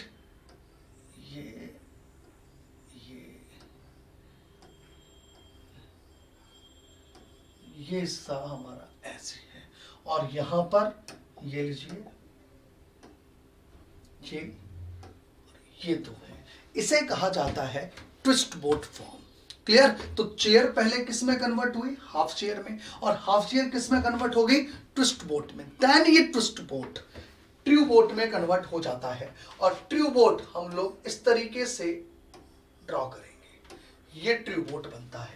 फिर इस ट्रू बोट से जब वापस से ट्विस्ट बोट बनता है ना, तो वो इसकी मिरर इमेज होता है। और वो ट्विस्ट बोट मैं यहां इस प्रकार से बनाता हूं, जरा आप लोग देखिएगा। ये ट्विस्ट बोट जब मैं यहां बना रहा हूं, देखना, देखो ये ट्विस्ट बोट मैं इस तरीके से बना रहा हूं। ये पोर्शन हमारे को पूरा नजर आएगा। और ये वाला जो पोर्शन है, देखो इधर, ये जो पोर्शन है, ये और ये पोर्शन, ये हमारे को अब कटा हुआ नजर आएगा। यानी जस्ट इसकी मिरर इमेज हम लोगों ने बना ली है। ये आप लोग देखिएगा यहां पर, ये लीजिए ये मैंने इसकी एग्जैक्टली मिरर इमेज बना ली है, राइट। और ये रहा इसका बाकी के 2 कार्बन एटम। ये लीजिए, ये हमारे को इस ट्विस्ट बोट का मिरर इमेज आइसोमर नजर आ रहा है। करेक्ट? बताइए, यहां तक आप लोगों के बात समझ में आ गई होगी। क्लियर? अब आप यहां पर क्या करेंगे देखेंगे। अब यहां क्या होगा कि ये वाला जो एटम है, ये ऊपर की तरफ जाएगा। करेक्ट? ये वाला जो एटम है, ये जो नीचे की तरफ एटम है, ये एटम थोड़ा सा ऊपर की तरफ जाएगा, ये वाला। और ये जो ऊपर की तरफ का एटम है, ये नीचे की तरफ आएगा, ताकि हमें इन्वर्टेड चेयर मिलने लगे। तो पहले तो देखिए क्या हुआ, ये पोर्शन ऊपर की तरफ, ये पोर्शन नीचे की तरफ जब जाएगा, तो हमारे को फिर से एक हाफ चेयर मिलेगी। हाफ चेयर अब के जो मिलेगी वो देखना, पहले ये ब्राउनिश टाइप का बैंड था, अब बैंड येलो हो चुका है। तो देखो मैं इस येलो को बैंड दिखा रहा हूं, देखो ये येलो बैंड हो चुका है, ये लीजिए, राइट, देखना आप लोग। करेक्ट? ये लीजिए, ये बैंड हो गया यहां पर। ओके? और मैं जो कह रहा हूं आप समझना, ये जो बैंड फॉर्म है, ये लीजिए, ये जो बैंड फॉर्म है, इस बैंड फॉर्म में इधर से ये कार्बन, इधर से ये कार्बन, ये लीजिए, ये लीजिए, और यहां ये लीजिए, और यहां इनके बीच में ये मैंने यहां ये कर दिया। और यहां इधर देखना आप लोग, कौन से एटम, ये ऊपर गया, ये नीचे आया, तो एक एटम ये रहा, एक एटम ये रहा, ये लीजिए, और यहां ये स्ट्रेट चेन हो गई। करेक्ट? ये यहां मैंने वापस से एक हाफ चेयर फॉर्म यहां पर ड्रॉ कर दी है। क्लियर? अब इस हाफ चेयर से हम जब इन्वर्टेड चेयर की बात करेंगे, तो ध्यान रखना इन्वर्टेड चेयर कैसे बनेगी।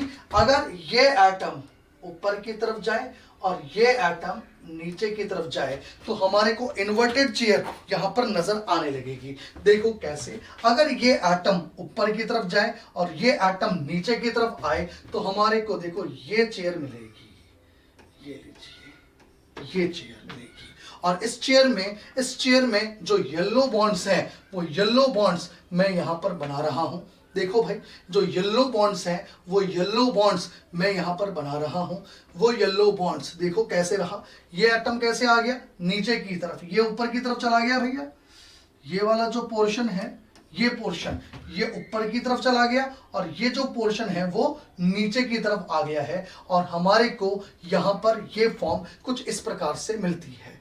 देखो ये कुछ इस प्रकार से मिल गई, यहां पर ये इन्वर्टेड चेयर कही जाएगी। राइट? अब अगर मान लीजिए मैं यहां इस एटम पर दो बॉन्ड्स लगाता हूं, ये लीजिए, एक HA और एक HB। अब आप ध्यान से देखो, ये HA और ये HB यहां पर किस जगह है, ये रहा HA और ये रहा HB। ये HA और HB यहां किस जगह है, ये रहा HA और ये रहा HB। करेक्ट। अब ये HA और HB यहां पर पृष्ठबोट में किस जगह है, ये रहा HA और ये रहा HB। उसके बाद ये HA और HB यहां किस जगह है, ये रहा HA और ये रहा HB। और ये HA और HB यहां किस जगह है, हम कहें ये रहा HA और ये रहा HB। और आप ध्यान से देखिएगा कि जो HA एटम एक्सियल था वो कहां आ चुका है, इक्वेटोरियल पर, और जो इक्वेटोरियल पर HB था वो कहां आ चुका है, एक्सियल पर। इसका मतलब एक्सियल बॉन्ड इक्वेटोरियल में और इक्वेटोरियल बॉन्ड एक्सियल के अंदर कन्वर्ट हो चुके हैं। ठीक है। अब एक और बात मैं आपको यहां पर बताता हूं, जरा देखेंगे ध्यान से देखेंगे। अब आप लोग यहां पर मैं अपवर्ड कार्बन बताता हूं। 3 एटम अपवर्ड थे, अपर एटम थे। ये कार्बन एटम देखो अपर था, ये वाला कार्बन एटम अपर था। देखो मैं मार्किंग करता हूं, ये वाला जो कार्बन एटम था वो अपर था, ये कार्बन एटम भी अपर था और ये वाला कार्बन एटम भी अपर था। यहां पर 3 मैंने एटम लिए हैं जो कि अपर थे। ये लीजिए, ये 3 एटम, एक एटम ये वाला अपर था, ये वाला भी अपर था, ये वाला भी अपर था। 3 एटम जो अपर थे, आफ्टर द फ्लिपिंग वो डाउन हो गए। अप वाले कार्बन डाउन कार्बन एटम में कन्वर्ट हो चुके हैं। ये लीजिए, वो कार्बन एटम ये है, एक ये हो गया है, एक ये हो गया है और एक ये हो गया है। और 3 कार्बन एटम इसके अंदर डाउन थे। डाउन कार्बन एटम कौन से थे, जरा आप लोग देखेंगे, ये वाले डाउन कार्बन एटम थे, ये वाला और ये वाला। ये 3 कार्बन एटम डाउन कार्बन थे। ये जो 3 डाउन कार्बन एटम थे, डाउन आफ्टर द फ्लिपिंग वो अपर हो चुके हैं। यानी कि ये कार्बन एटम, यानी कि ये कार्बन एटम और ये कार्बन एटम, ये कैसे हो चुके हैं, अपर हो चुके हैं। तो हम ये कहते हैं फ्लिपिंग के दौरान क्या क्या स्टेप हुए, अपर कार्बन एटम डाउन हो गए और डाउन कार्बन एटम अपर हो गए। और भी कई चीजें इसके अंदर होती हैं, वो भी मैं आपको समझाता हूं। ठीक है, एक बार आप उतार लीजिए इसको।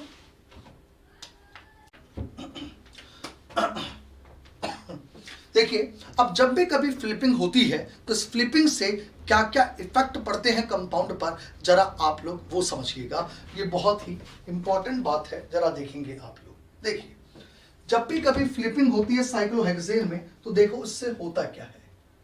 देखिए, जब भी कभी फ्लिपिंग होती है साइक्लोहेक्सेन में तो मैं ये कह दूं, ये एक चेयर फॉर्म है। ये लीजिए, इस चेयर फॉर्म के अंदर ये मैंने एक एक्सियल बॉन्ड बना लिया है, ये मैंने एक इक्वेटोरियल बॉन्ड बना लिया है। करेक्ट।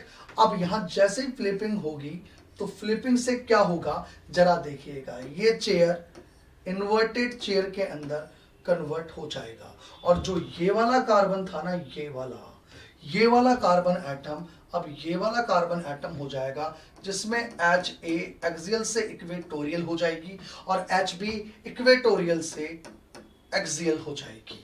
करेक्ट। ये फ्लिपिंग के दौरान स्टेप्स होते हैं। अब मैं आपसे क्या कह रहा हूं, जरा देखेंगे, ये 3 कार्बन एटम अपर कार्बन थे, यानी ये 3 कार्बन एटम कैसे कार्बन थे, अपर, जो ऊपर की तरफ थे, ऊपर की तरफ। ये तीनों कार्बन एटम जो ऊपर की तरफ थे वो एक्चुअली अब नीचे की तरफ आ चुके हैं।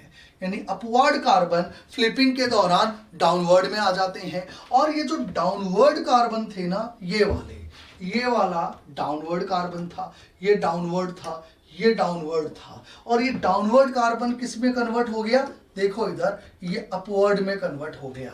आप देखो, एक चेयर फॉर्म ऐसे ड्रॉ करते हैं ना, एक कार्बन ये, फिर ये 2 नीचे गए, ये देखो, ये ऊपर, ये 2 नीचे, फिर ये 2 ऊपर, 1 नीचे। ठीक है, ऊपर वालों तीनों का एक लेवल होता है, नीचे वाले तीनों का एक लेवल होता है। तो फ्लिपिंग के बाद ऊपर वाले नीचे में, नीचे वाले ऊपर में कन्वर्ट हो जाते हैं। तो हम ये कह दें कि जब ये फ्लिपिंग हो रही है, इसको हम क्या बोल रहे हैं, फ्लिपिंग। देखो, ये फ्लिपिंग हो रही है। अब इस फ्लिपिंग से क्या क्या हुआ वो बहुत ध्यान से समझना आप लोग। फ्लिपिंग से यहां पहली बात क्या होती है, जितने भी एक्सियल बॉन्ड होते हैं, या पहले कार्बन एटम की मैं बात कर लूं, ये जो अपवर्ड कार्बन है, अपवर्ड कार्बन एटम है ये डाउनवर्ड में कन्वर्ट हो जाते हैं और जो डाउनवर्ड कार्बन एटम है वो अपवर्ड में कन्वर्ट हो जाते हैं। ये लीजिए अपवर्ड डाउनवर्ड में और downward carbon atom upward carbon atom के अंदर कन्वर्ट हो जाते हैं। तो अपवर्ड ऊपर वाले नीचे, नीचे वाले ऊपर। ठीक है। दूसरा इफेक्ट देखो फ्लिपिंग से क्या होता है। जब फ्लिपिंग होती है तो एक्सियल बॉन्ड इक्वेटोरियल में और इक्वेटोरियल बॉन्ड एक्सियल में कन्वर्ट हो जाते हैं। सारे के सारे एक्सियल बॉन्ड हम ये कहते हैं एक्सियल बॉन्ड इक्वेटोरियल में कन्वर्ट हो जाते हैं और इक्वेटोरियल बॉन्ड एक्सियल बॉन्ड के अंदर कन्वर्ट हो जाते हैं। ये लीजिए, ये हमारे को पता होना चाहिए। सभी एक्सियल बॉन्ड इक्वेटोरियल में और सभी इक्वेटोरियल बॉन्ड एक्सियल में कन्वर्ट हो जाते हैं। क्लियर। चलिए आगे की बात समझें। अब मैं अगर आपसे कहूं क्या इससे वैलेंसी की नेचर चेंज होती है, कोई हमसे कहे भैया बताओ क्या वैलेंसी का नेचर चेंज हुआ, तो हम कहेंगे नहीं, वैलेंसी नेचर ऑफ वैलेंसी जो है वो चेंज नहीं होती। हम कहते हैं नेचर ऑफ वैलेंसी ये चेंज नहीं होती है। नेचर ऑफ वैलेंसी में किसी भी प्रकार का कोई चेंज नहीं होता है। Nature of valency not change. क्या मतलब, ये जो अपवर्ड वैलेंसी है वो अपवर्ड ही रहती है और जो डाउनवर्ड वैलेंसी है वो डाउनवर्ड ही रहती है। क्या बोला मैंने कहा ये जो अपवर्ड वैलेंसी है वो अपवर्ड ही रहेगी और जो डाउनवर्ड वैलेंसी है वो डाउनवर्ड ही रहेगी। देखो मैंने कहा नेचर ऑफ वैलेंसी में किसी भी प्रकार का कोई चेंज नहीं होता, अपवर्ड ही रहती है और डाउनवर्ड ही रहती है। इसमें किसी भी प्रकार का कोई चेंज नहीं होता है। इसको आप लोग ध्यान से समझना। राइट। इसका क्या मतलब है वो अभी मैं आप लोगों को बताता हूं, अभी मैं आप लोगों को समझाता हूं। मैंने कहा नेचर ऑफ वैलेंसी में किसी भी प्रकार का कोई चेंज नहीं होता है। इसका क्या मतलब है जरा मैं आपको एग्जांपल लेके समझाता हूं। देखो मैं यहां समझा रहा हूं आप लोगों को। देखो यहां ये साइक्लोहेक्सेन मैंने लिया। देखो अब यहां पर मैं ये कहूंगा कि जो 12 वैलेंसी साइक्लोहेक्सेन की होती हैं इनमें से 6 वैलेंसी अपवर्ड होती हैं और 6 वैलेंसी डाउनवर्ड होती हैं। मैं अपवर्ड वैलेंसी को U से रिप्रेजेंट कर रहा हूं, जरा देखेंगे आप लोग। ये अपवर्ड वैलेंसी है, ये एक्सियल, ये एक्सियल, ये एक्सियल। बताओ ऊपर की तरफ है 3 एक्सियल तो ये अपवर्ड वैलेंसी है। U U U ये अपवर्ड वैलेंसी है। अब मैं यहां इधर देखो ये इक्वेटोरियल ले रहा हूं, ये भी अपवर्ड है बिकॉज ये मॉलिक्यूलर प्लेन से प्लस 19 डिग्री 28 मिनट यानी 19 डिग्री 28 मिनट से ऊपर की तरफ होता है। हम लोगों को पता है 3 इक्वेटोरियल ऊपर की तरफ होते हैं मॉलिक्यूलर प्लेन से, तो वो भी अपवर्ड वैलेंसी में आएगा। तो ये अपवर्ड हो गया, इधर से ये भी अपवर्ड हो गया और इधर से ये भी अपवर्ड हो गया।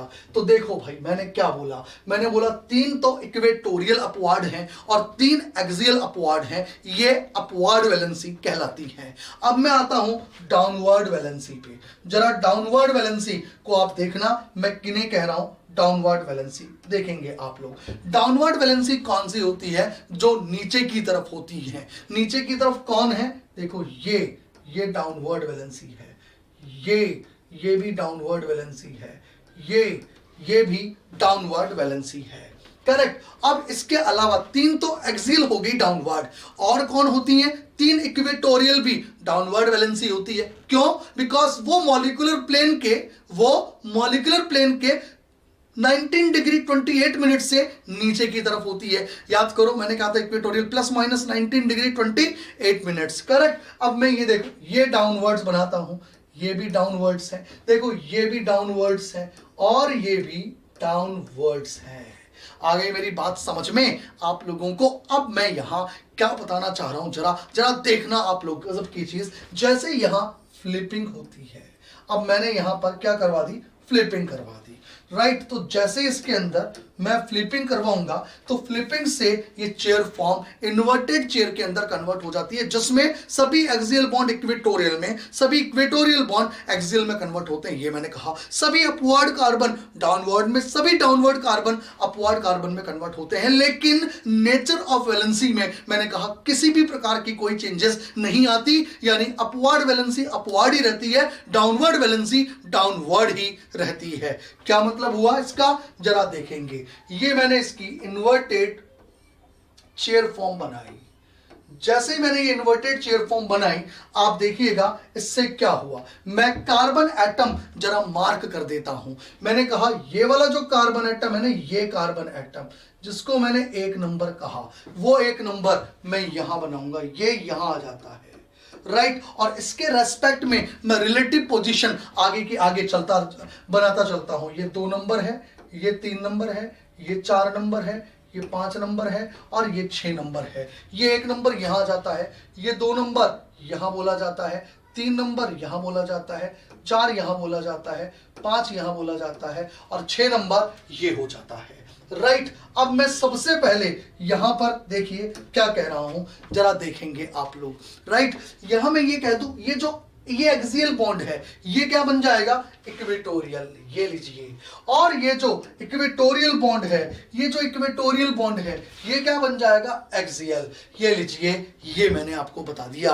देखो भाई ध्यान से देखना, ये वाला जो बॉन्ड है 1 नंबर का, ये एक्सियल, ये क्या बन गया, इक्वेटोरियल। और ये जो इक्वेटोरियल है, ये क्या बन गया, एक्सियल, बिल्कुल बना। लेकिन अगर आप देखें ध्यान से, ये एक्सियल नीचे है, ये अभी भी डाउनवर्ड ही है। ये डाउनवर्ड था, ये डाउनवर्ड है, यानी नेचर ऑफ वैलेंसी चेंज नहीं हुई है। ये अपवर्ड था, ये अभी भी अपवर्ड है, बिकॉज मॉलिक्यूलर प्लेन से ये +19 डिग्री 28 मिनट से अभी भी ऊपर की तरफ है। यही तो मैंने बताया था आप लोगों को। ये लीजिए, ये अभी भी अपवर्ड है। तो बताइए नेचर ऑफ वैलेंसी कहां चेंज हुई, वैसी की वैसी ही तो है। अब मैं आता हूं 2 नंबर कार्बन पर। मुझे बताओ 2 नंबर कार्बन पर इक्वेटोरियल बॉन्ड कहां जा हो जाएगा, एक्सियल। तो ये 2 नंबर का देखो, ये एक्सियल, ये लीजिए, करेक्ट। मैं 2 नंबर का एक्सियल बना चुका हूं, राइट। ये देखो इधर, अब मैं 2 नंबर का इक्वेटोरियल बनाता हूं। 2 नंबर का इक्वेटोरियल ऐसे बनाया जाएगा, राइट। ये लीजिए। तो अब आप ध्यान से देखिए, 2 नंबर का इक्वेटोरियल नीचे की तरफ है, ये डाउनवर्ड हो गया, और ये एक्सियल ऊपर की तरफ है, ये अपवर्ड हो गया। तो ध्यान से देखो यार, ये 2 नंबर का इक्वेटोरियल अपवर्ड था और 2 नंबर का ये अपवर्ड अभी भी अपवर्ड ही है। अरे ये 2 नंबर में ये जो अपवर्ड है, ये अभी भी अपवर्ड ही है। अगर आप यहां देखें तो ये अभी भी अपवर्ड ही है। अपवर्ड था, अपवर्ड है, डाउनवर्ड था, डाउनवर्ड है। अब 3 नंबर पे आ जाओ। 3 नंबर का जो एक्सियल है, ये जो एक्सियल है, ये क्या बन गया, इक्वेटोरियल। 3 नंबर का ये लीजिए, ये मैंने इक्वेटोरियल बना दिया। और 3 नंबर का ये जो इक्वेटोरियल था, ये क्या हो गया, एक्सियल। ये लीजिए, ये मैंने एक्सियल बना दिया। अब आप ध्यान से देखो, 3 नंबर का इक्वेटोरियल क्या था, डाउनवर्ड था, और एक्सियल भी डाउनवर्ड ही है।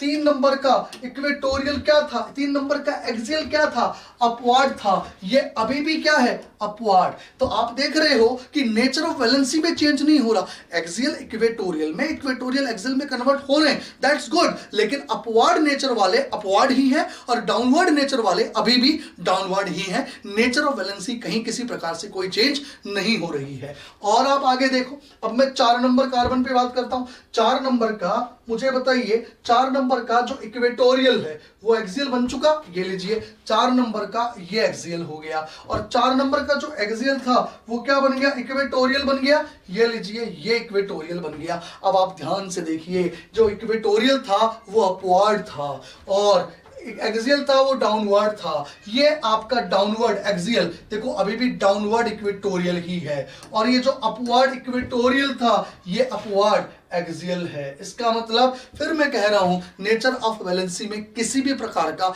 कोई चेंज नहीं आ रहा है, राइट। आगे देखेंगे, अब मैं यहां पर आगे की बात कर लेता हूं। देखो ये 5 नंबर कार्बन ये रहा, 5 नंबर का ये जो एक्सियल है वो 5 नंबर पे इक्वेटोरियल बनेगा, ये लीजिए ये इक्वेटोरियल है, और 5 नंबर का जो इक्वेटोरियल है वो यहां 5 नंबर का एक्सियल बनेगा। अब आप देखो 5 नंबर का इक्वेटोरियल डाउनवर्ड था, 5 नंबर का एक्सियल अभी भी डाउनवर्ड ही है, और 5 नंबर का एक्सियल अपवर्ड था, 5 नंबर का इक्वेटोरियल अभी भी अपवर्ड ही है। इसका मतलब नेचर ऑफ वैलेंसी में किसी भी प्रकार का कोई चेंज हमें देखने को नहीं मिल रहा है। अब मैं 6 नंबर पे आता हूं। 6 नंबर का इक्वेटोरियल 6 नंबर के एक्सियल में कन्वर्ट हो गया जो अपवार्ड है, तो ये लीजिए अपवार्ड अपवार्ड ही रहा, और 6 नंबर का जो इक्वेटोरियल 6 नंबर का जो एक्सियल है वो 6 नंबर के इक्वेटोरियल में कन्वर्ट हो गया, ये लीजिए डाउनवर्ड अभी भी डाउनवर्ड है। बस ये चीज मैं आप लोगों को यहां समझाना चाह रहा हूं। देखो ये कहा था मैंने कि नेचर ऑफ वैलेंसी में कोई चेंज नहीं होता, जो अपवर्ड वैलेंसी है वो अपवर्ड ही रहती है, जो डाउनवर्ड है वो डाउनवर्ड ही रहती है, और इसको मैंने इस डायग्राम से आप लोगों को समझा दिया है। अगर मैं यहां नंबरिंग को मेंशन कर रहा हूं तो आपको सारी वैलेंसीज का नेचर समझ में आएगा। क्लियर? अब मैं आपको क्या बोल रहा हूं कि नेचर ऑफ वैलेंसी में किसी भी प्रकार का कोई चेंज हमें देखने को नहीं मिलता है। नेचर ऑफ वैलेंसी में किसी भी प्रकार का कोई चेंज हमारे को देखने को नहीं मिला है, यानी डाउनवर्ड डाउनवर्ड ही है और अपवर्ड अपवर्ड ही है। अगर इस बात को मैं यहां ध्यान रखूं तो मैं और क्या कह सकता हूं, चौथा पॉइंट ये कह सकता हूं कि इसका मतलब ये हुआ कि जो फ्लिपिंग हम करवाते हैं, इस फ्लिपिंग से कभी भी रिलेटिव कॉन्फ़िगरेशन या एब्सोल्यूट कॉन्फ़िगरेशन या किसी भी प्रकार का कॉन्फ़िगरेशन चेंज नहीं होता है। तो चौथी प्रकार की हम लोग क्या लिख सकते हैं कैरेक्टरिस्टिक्स फ्लिपिंग की, ड्यूरिंग द फ्लिपिंग, चौथी कैरेक्टरिस्टिक्स और क्या लिख सकते हैं, इसका मतलब during the flipping no change in configuration, no change in configuration, no change in any kind of configuration, any kind of configuration, किसी भी प्रकार के कॉन्फ़िगरेशन में कोई चेंज नहीं होता है। No change in any kind of configuration, मतलब अगर कोई आर कॉन्फ़िगरेशन का सेंटर था तो फ्लिपिंग के बाद वो आर ही रहेगा, एस वाला एस ही रहेगा। कोई डी कॉन्फ़िगरेशन था, फ्लिपिंग के बाद भी वो डी ही रहेगा। कोई एल था, वो एल ही रहेगा। करेक्ट? ये हम लोगों को ध्यान रखना है। क्लियर? इसके अलावा कोई जेड कॉन्फ़िगरेशन का मल्टीपल बॉन्ड था, वो जेड ही रहेगा। कोई ई कॉन्फ़िगरेशन का मल्टीपल बॉन्ड था, वो ई ही रहेगा। फ्लिपिंग से पहले फ्लिपिंग के बाद कॉन्फ़िगरेशन सेम रहेंगे। जो अल्फा कॉन्फ़िगरेशन था वो अल्फा ही रहेगा, कार्बोहाइड्रेट में बीटा वाला बीटा ही रहेगा। तो मैंने कहा किसी भी प्रकार का कोई कॉन्फ़िगरेशन चेंज नहीं होता है ड्यूरिंग द फ्लिपिंग। ये कैरेक्टरिस्टिक्स आपको फ्लिपिंग की हमेशा पता होनी चाहिए कि फ्लिपिंग के दौरान हम लोगों को यह पता होना चाहिए कि हाँ कार्बन एटम डाउनवर्ड वाले अपवर्ड, अपवर्ड वाले डाउनवर्ड हो जाते हैं। First point. Axial bond equatorial में, इक्वेटोरियल बॉन्ड एक्सियल में कन्वर्ट हो जाते हैं। Second point. But nature of valency कभी भी चेंज नहीं होती, अपवर्ड अपवर्ड ही रहती है, डाउनवर्ड डाउनवर्ड ही रहती है। क्लियर? किसी भी साइक्लोहेक्सेन में कुल 12 प्रकार की 12 वैलेंसीज होती हैं। 12 में से 6 अपवर्ड होती है और 6 डाउनवर्ड होती है। जो 6 अपवर्ड होती है उनमें 3 एक्सियल होती है, 3 इक्वेटोरियल होती है, और 6 डाउनवर्ड होती है उनमें भी 3 एक्सियल और 3 इक्वेटोरियल होती है। और अगर नेचर ऑफ वैलेंसी चेंज नहीं होगी तो इसका मतलब ये हमेशा याद रखना कि किसी भी प्रकार का कॉन्फ़िगरेशन भी फ्लिपिंग के दौरान चेंज नहीं होता। कॉन्फ़िगरेशन हमेशा फ्लिपिंग के दौरान सेम रहता है। That is the characteristics of flipping in cyclohexane. ठीक है? अब मैं आगे की बात करता हूं कि जब भी कभी फ्लिपिंग होती है तो हमने कहा बहुत प्रकार की फॉर्म्स यहां पर हमारे को मिल रही है। तो इसका एनर्जी प्रोफाइल डायग्राम क्या बनता है, जरा मैं उसकी चर्चा आप लोगों के साथ कर लेता हूं। तो आप लोग हेडिंग डालिएगा energy profile diagram of flipping in cyclohexane. देखिएगा, हेडिंग डालेंगे energy profile diagram, energy profile diagram. देखो भाई, जब भी कभी मैं यहां एनर्जी प्रोफाइल डायग्राम की बात करूंगा तो देखो एक बात आप लोग ध्यान रखना यार, देखो, जब हम एसाइक्लिक कंपाउंड्स के एनर्जी प्रोफाइल डायग्राम लेते थे ना, तो हम क्या करते थे, यहां पर तो एनर्जी लेते थे, बहुत अच्छे, यहां पर तो क्या होता था हमारा एनर्जी, राइट, और यहां क्या होता था डाइहेड्रल एंगल। लेकिन अब यहां कोई डाइहेड्रल एंगल नाम की चीज तो है नहीं, तो यहां क्या है, यहां पर टाइम कह सकते हैं हम लोग, टाइम कह सकते हैं कि या प्रोग्रेस ऑफ द रिएक्शन, या कह दूं टाइम, भाई समय के साथ हम लोग एनर्जी और साइक्लोहेक्सेन के कन्फर्मर्स के बीच में हम ड्रॉ कर लेते हैं एनर्जी प्रोफाइल डायग्राम। अब हम ये जानते हैं कि सबसे ज्यादा एनर्जी जो होती है वो किसकी होती है, हाफ चेयर की। तो मैं ये कह दूं हाफ चेयर की, तो मैं यहां सबसे ज्यादा एनर्जी कर दूंगा। हाफ चेयर से कम एनर्जी किसकी होती है, हाफ चेयर से कम एनर्जी बोट फॉर्म की होती है, ये मैं यहां बोट फॉर्म की कर दूंगा। बोट फॉर्म से कम एनर्जी किसकी होती है, तो हम कहते हैं ट्विस्ट बोट की होती है, ये मैं ट्विस्ट बोट की यहां कर दूंगा। और सबसे कम एनर्जी किसकी होती है, हम कहेंगे चेयर फॉर्म की होती है, और ये चेयर फॉर्म की एनर्जी। अब सबसे कम का मतलब जीरो तो हो नहीं सकती, क्योंकि हर मॉलिक्यूल की कम से कम 3/2 kT इतना अमाउंट ऑफ एनर्जी तो होता ही होता है रूम टेम्परेचर पे, तो सबसे कम एनर्जी मैं ये ले लूंगा। तो मैं ये कह दूं कि यहां सबसे कम एनर्जी चेयर फॉर्म जो है ये रखेगा, चेयर फॉर्म से ये कहां जाएगा, सबसे पहले हाफ चेयर में जाएगा, हाफ चेयर से फिर ये कहां आएगा, फिर ये ट्विस्ट बोट में आएगा, ट्विस्ट बोट से फिर ये कहां आएगा, ट्विस्ट बोट से फिर ये कहां आएगा, बोट फॉर्म में आएगा, ठीक है, ये लीजिए ट्विस्ट बोट पे आ गया, ट्विस्ट बोट से फिर ये कहां आएगा, बोट फॉर्म पे आएगा, बोट से फिर ये ट्विस्ट बोट पे आएगा, ट्विस्ट बोट से फिर ये हाफ चेयर पे आएगा, और फिर ये हाफ चेयर से इन्वर्टेड चेयर पे आएगा। तो मैं ये कह दूं कि ये अगर चेयर फॉर्म है तो ये हमारा इन्वर्टेड चेयर फॉर्म होगा। ये लीजिए, अब जो मैं कह रहा हूं बातें उसको जरा आप लोग समझना। मैं ये कहना चाह रहा हूं कि यहां ये ट्विस्ट बोट और ये ट्विस्ट बोट एक दूसरे की मिरर इमेज होती हैं। इसका मतलब ये हुआ कि यहां जो ये एनर्जी प्रोफाइल डायग्राम है ना, ये एनर्जी प्रोफाइल डायग्राम अगर मैं यहां से ये तोड़ दूं, ये लीजिए, ये यहां से स्प्लिट कर दूं, तो आपको इधर का हाफ और उधर का हाफ एक दूसरे का मिरर इमेज नजर आता है, राइट। क्यों नजर आता है ये आपको पता है, बिकॉज ये वाली ट्विस्ट बोट और ये दोनों ट्विस्ट बोट एक दूसरे की मिरर इमेज होती हैं। यानी अगर मैं ये ट्विस्ट बोट ऐसे दिखाऊं, ये लीजिए एक ट्विस्ट बोट ये है, तो दूसरी ट्विस्ट बोट हमारी ये जो होती है वो ये होती है, ये लीजिए, ये लीजिए, ये दोनों एक दूसरे की मिरर इमेज कही जाती है।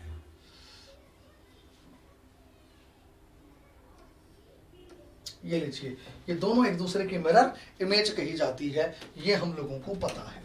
ये लीजिए, मैं क्या बोल रहा हूं, ये दोनों ट्विस्ट बोट एक दूसरे की मिरर इमेज होती है, राइट। ओके, चलिए, तो यहां पर ये चेयर फॉर्म हो गई, यहां पर ये क्या हो गई, that is the half chair. Half chair form हम कैसे बनाते हैं, हाफ चेयर फॉर्म मैंने आप लोगों को बताई थी, इस प्रकार से आप लोग बना सकते हो। ये लीजिए, ये लीजिए, ये हाफ चेयर फॉर्म हो गई, करेक्ट। यहां पर और मैं यहां पर ये कह दूं,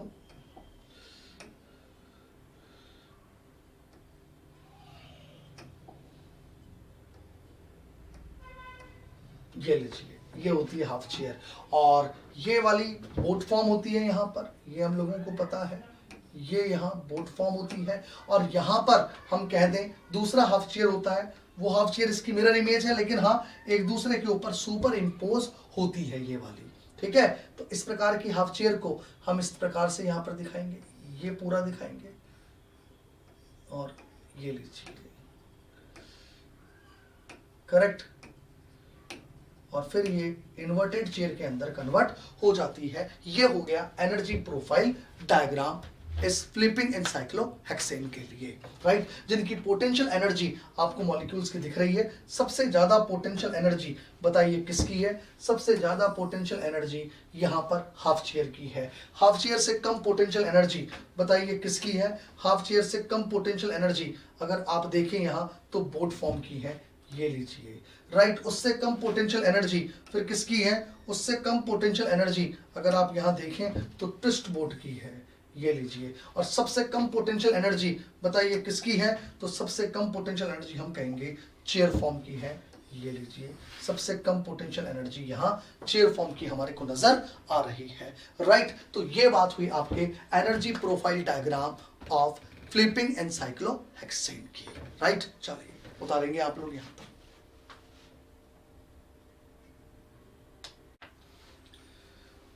अगर मैं इसका एनर्जी डिफरेंस लिखना चाहूं, देखो ये एनर्जी डिफरेंस इतना कह सकता हूं मैं यहाँ, देखो यहां हम एनर्जी डिफरेंस एक बार लिखते हैं।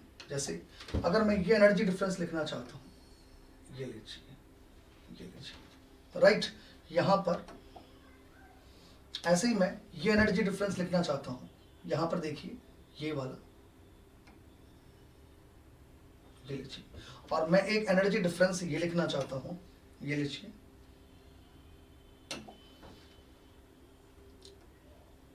ये लीजिए, ये भी एक एनर्जी डिफरेंस हो गया, राइट। और यहाँ एक एनर्जी डिफरेंस ये वाला मैं ले लेता हूँ, यहाँ पर ये कलर ले लो, ये थोड़ा ले लो आप, एनर्जी डिफरेंस, राइट। ये एनर्जी डिफरेंस की मैं यहाँ बात कर लेता हूँ, ठीक है। देखो भाई ये वाला जो एनर्जी डिफरेंस है, ये वाला, एक मैं ये ले रहा हूँ, एक मैं ये ले रहा हूँ, ये जो एनर्जी डिफरेंस है ये लगभग 43 किलो जूल के आसपास होता है पर मोल, लगभग 43 किलो जूल पर मोल, राइट। और ये जो डिफरेंस है ये वाला, यानी चेयर से बोट फॉर्म वाला, मैं कह दूं ये लगभग ये वाला एनर्जी डिफरेंस लगभग 26 से 27 किलो जूल पर मोल होता है। 26 से 27 किलो जूल पर मोल हम लोग कह सकते हैं। और ये जो ट्विस्ट बोट से बोट फॉर्म का जो एनर्जी डिफरेंस है, ट्विस्ट बोट से बोट फॉर्म का जो एनर्जी डिफरेंस है ये वाला, इसको हम कहते हैं लगभग 3.6 किलो जूल पर मोल। इतना अमाउंट ऑफ एनर्जी ये होता है, ठीक है। चलो उतार लो एक बार हम। देखिए अब हम लोग बात करते हैं कि साइक्लोहेक्सेन में एग्जैक्टली फ्लिपिंग होती है या नहीं होती है, इसके फेवर में एविडेंस क्या है ये हम लोग देखते हैं। तो आप लोग हेडिंग डालेंगे evidences in favour of flipping in cyclohexane, heading डालेंगे आप लोग evidences in favour of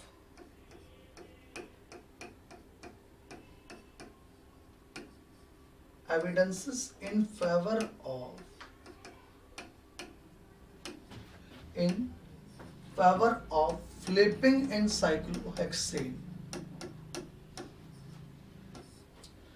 flipping in cyclohexane।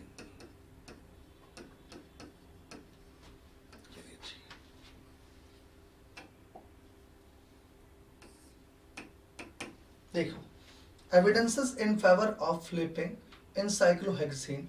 अब मैं बात इसकी करता हूं।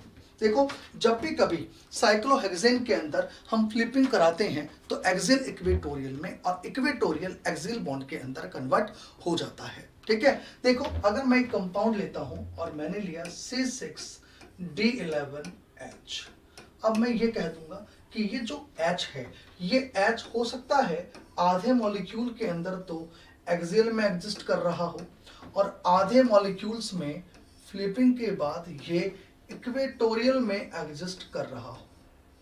ये लीजिए दोनों ही पॉसिबिलिटी है, आधों में एक्सियल और आधों में इक्वेटोरियल में एग्जिस्ट कर रहा हो, क्लियर। तो अगर हम इसका एनएमआर स्पेक्ट्रा लेते हैं तो हमारे को एक्सियल का अलग और इक्वेटोरियल का अलग एनएमआर सिग्नल मिलना चाहिए, लेकिन जब रूम टेम्परेचर पर हम ये एनएमआर स्पेक्ट्रा लेते हैं तो हमारे को केवल और केवल एक सिग्नल मिलता है, केवल एक शार्प सिग्नल मिलता है।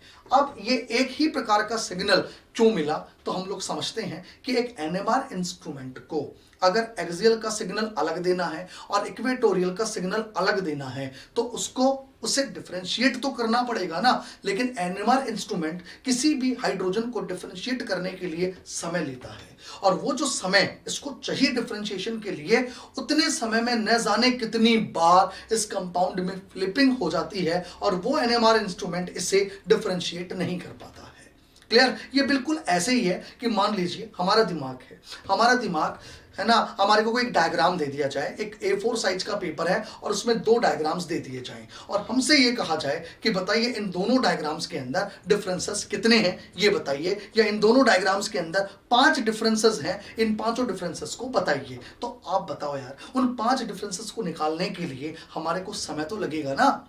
आ रही है बात समझ में? समय लगेगा, कुछ हाफ लाइफ है इस प्रोसेस की, किसी को 2 मिनट लगेंगे, किसी को 5 मिनट लगेंगे, किसी को 10 मिनट लगेंगे, बिकॉज सबकी मशीनरी अलग अलग स्पीड से काम करती है। और कोई ऐसा भी होगा जिससे वो 5 डिफरेंस निकलेंगे ही नहीं, क्योंकि जिसका जन्म ही कुछ बड़ा करने के लिए होता है, वो क्या ये 5 डिफरेंस निकालेगा? वो इतने छोटे मोटे काम करेगा क्या? नहीं करेगा भाई, उसका तो जन्म ही कुछ बड़ा करने के लिए हुआ है, तो इसका मतलब वो ये काम कर ही नहीं सकता है, उसकी मशीनरी ये काम ही नहीं कर रही है। तो इसका मतलब ये हुआ कि हर किसी को वो 5 डिफरेंस निकालने के लिए अलग अलग समय लगता है। मान लीजिए किसी को ये काम करने में 2 मिनट लगते हैं, है ना, किसी को 1 मिनट लगता है, उनको ये काम हम फिर से करने के लिए दें एक नए एग्जाम्पल के ऊपर, लेकिन मैं क्या करूं, उस पेपर को हिलाता रहूं, यानी वो पेपर हिल रहा है, उसको हम डिस्टर्ब कर रहे हैं, कभी कोई उसकी गुदगुदी कर रहा है, कभी कोई क्या कर रहा है, कभी कोई क्या कर रहा है, राइट, मतलब उन्हें काम नहीं करने दिया जा रहा। तो बताइए क्या वो उन डायग्राम्स के अंदर डिफरेंशिएट कर पाएंगे? बिकॉज डिफरेंसेस बहुत माइनर रखे गए हैं, तभी तो हम एक क्विज होगी एक तरीके की। तो क्या वो डिफरेंशिएट कर पाएंगे? तो हम कहें उसका वो दिमाग, उनकी वो मशीनरी काम तो कर सकती है ये, बट उन्हें काम नहीं करने दिया जा रहा, क्योंकि कभी हवा चलाई जा रही है, कभी कागज चलाया जा रहा है, कभी गुदगुदी की जा रही है। तो क्या हो जाएगा, वो मशीनरी गेटिंग कंफ्यूज, वो कंफ्यूज हो जाएगी और क्या रिजल्ट दे देगी?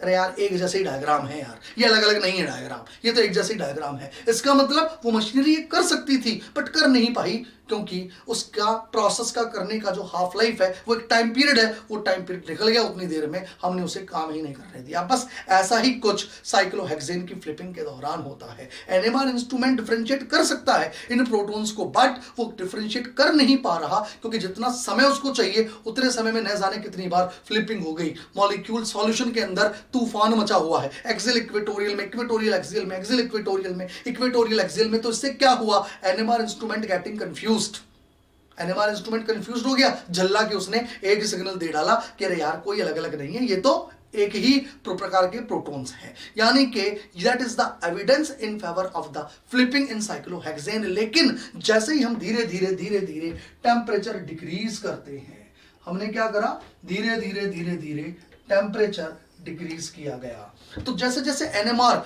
जैसे जैसे टेम्परेचर डिक्रीज होगा, वैसे वैसे फ्लिपिंग की रेट भी कम हो जाएगी। जो पहले axial equatorial axial equatorial axial equatorial चल रहे थे, वो अब एक्सियल इक्वेटोरियल एक्सियल इक्वेटोरियल। देखो बोलने की स्पीड ही कम हो गई, यानी कि फ्लिपिंग की रेट कम हो जाएगी। टेम्परेचर और कम किया गया, एक्सियल इक्वेटोरियल, फ्लिप और टेम्परेचर कम किया गया, एक्सियल इक्वेटोरियल। धीरे धीरे एनएमआर इंस्ट्रूमेंट को समझ में आने लगता है कि नहीं यार मामला कुछ और है, मामला बड़ा गंभीर है, और वो इस सिग्नल को थोड़ा थोड़ा समझने लगता है। तो वो उसको ब्रॉड देना चालू करता है, एग्जैक्टली नहीं समझ पा रहा पर थोड़ा थोड़ा उसको समझ में आ रही है कहानी, तो ब्रॉड हो रहा है। फिर ये धीरे धीरे और ब्रॉड होगा, फिर धीरे धीरे वो कुछ बताने लगेगा, और एक ऐसी स्थिति आएगी, हम कहें लगभग लगभग -89 डिग्री सेंटीग्रेड पर, कि उसको ये पूरी कहानी समझ में आएगी कि नहीं ये दोनों प्रोटॉन्स अलग अलग हैं, एक एक्सियल है और एक इक्वेटोरियल है। यानी वो इन दोनों प्रोटॉन में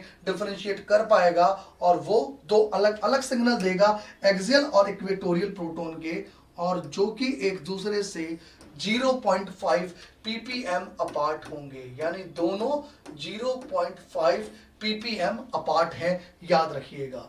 मतलब दोनों के बीच की डिस्टेंस कितनी है, दोनों के बीच की जो डिस्टेंस है वो 0.5 ppm है। करेक्ट, ये हम लोगों को ध्यान रखना है। देखो भाई जरा इसको मैं ऐसे बना लेता हूं, ये लीजिए, ये लीजिए, राइट, ये दोनों 0.5 ppm अपार्ट हैं, ध्यान रखिएगा। Right, equatorial signal just TMS से थोड़ा पास होता है, एक्सियल दूर होता है। ये लीजिए, ये इस तरीके से हम लोग कह सकते हैं कि that is the evidences in favour of the flipping in cyclohexane की। जैसे ही हम लोग फ्लिपिंग रोकते हैं -89 डिग्री सेंटीग्रेड पर, तो आधे प्रोटॉन एक्सियल और आधे प्रोटॉन इक्वेटोरियल पर रहते हैं, उस वक्त हमारे को इसका अलग सिग्नल मिलता है और इसका अलग सिग्नल मिलता है। तो इसका मतलब अगर ये प्रोटॉन्स अलग अलग थे तो पहले सिग्नल एक क्यों आया, तो हम कहें because of flipping, that is the evidences in favour of flipping in cyclohexane. चलिए अब मैं बात करता हूं इसमें आगे की, वो देखिए इसमें एक चीज और आती है दैट इज कॉल्ड 1,3 डाइएक्सियल इंटरएक्शन। इसको भी जरा हम लोग समझते हैं, तो आप लोग हेडिंग डालिएगा 1,3 डाइएक्सियल इंटरएक्शन। 1,3 डाइएक्सियल इंटरएक्शन। देखो 1,3 डाइएक्सियल इंटरएक्शंस क्या होती हैं जरा आप लोग देखेंगे। देखिए ये जो 1,3 डाइएक्सियल इंटरैक्शंस हैं, इसका मतलब क्या है? इसका मतलब ये है कि दो एक्सियल पोजीशन जिनकी पोजीशन एक दूसरे के रेस्पेक्ट में 1,3 है, वो हमेशा सेम साइड होंगे, उनके बीच में स्टेरिक रिपल्शन होगा, उस रिपल्शन को 1,3 डाइएक्सियल इंटरैक्शन कहा जाता है। इसी को और एक और नाम दिया जाता है, इसको कहा जाता है 1,3 सिन एक्सियल इंटरैक्शन। 1,3 सिन एक्सियल इंटरएक्शन।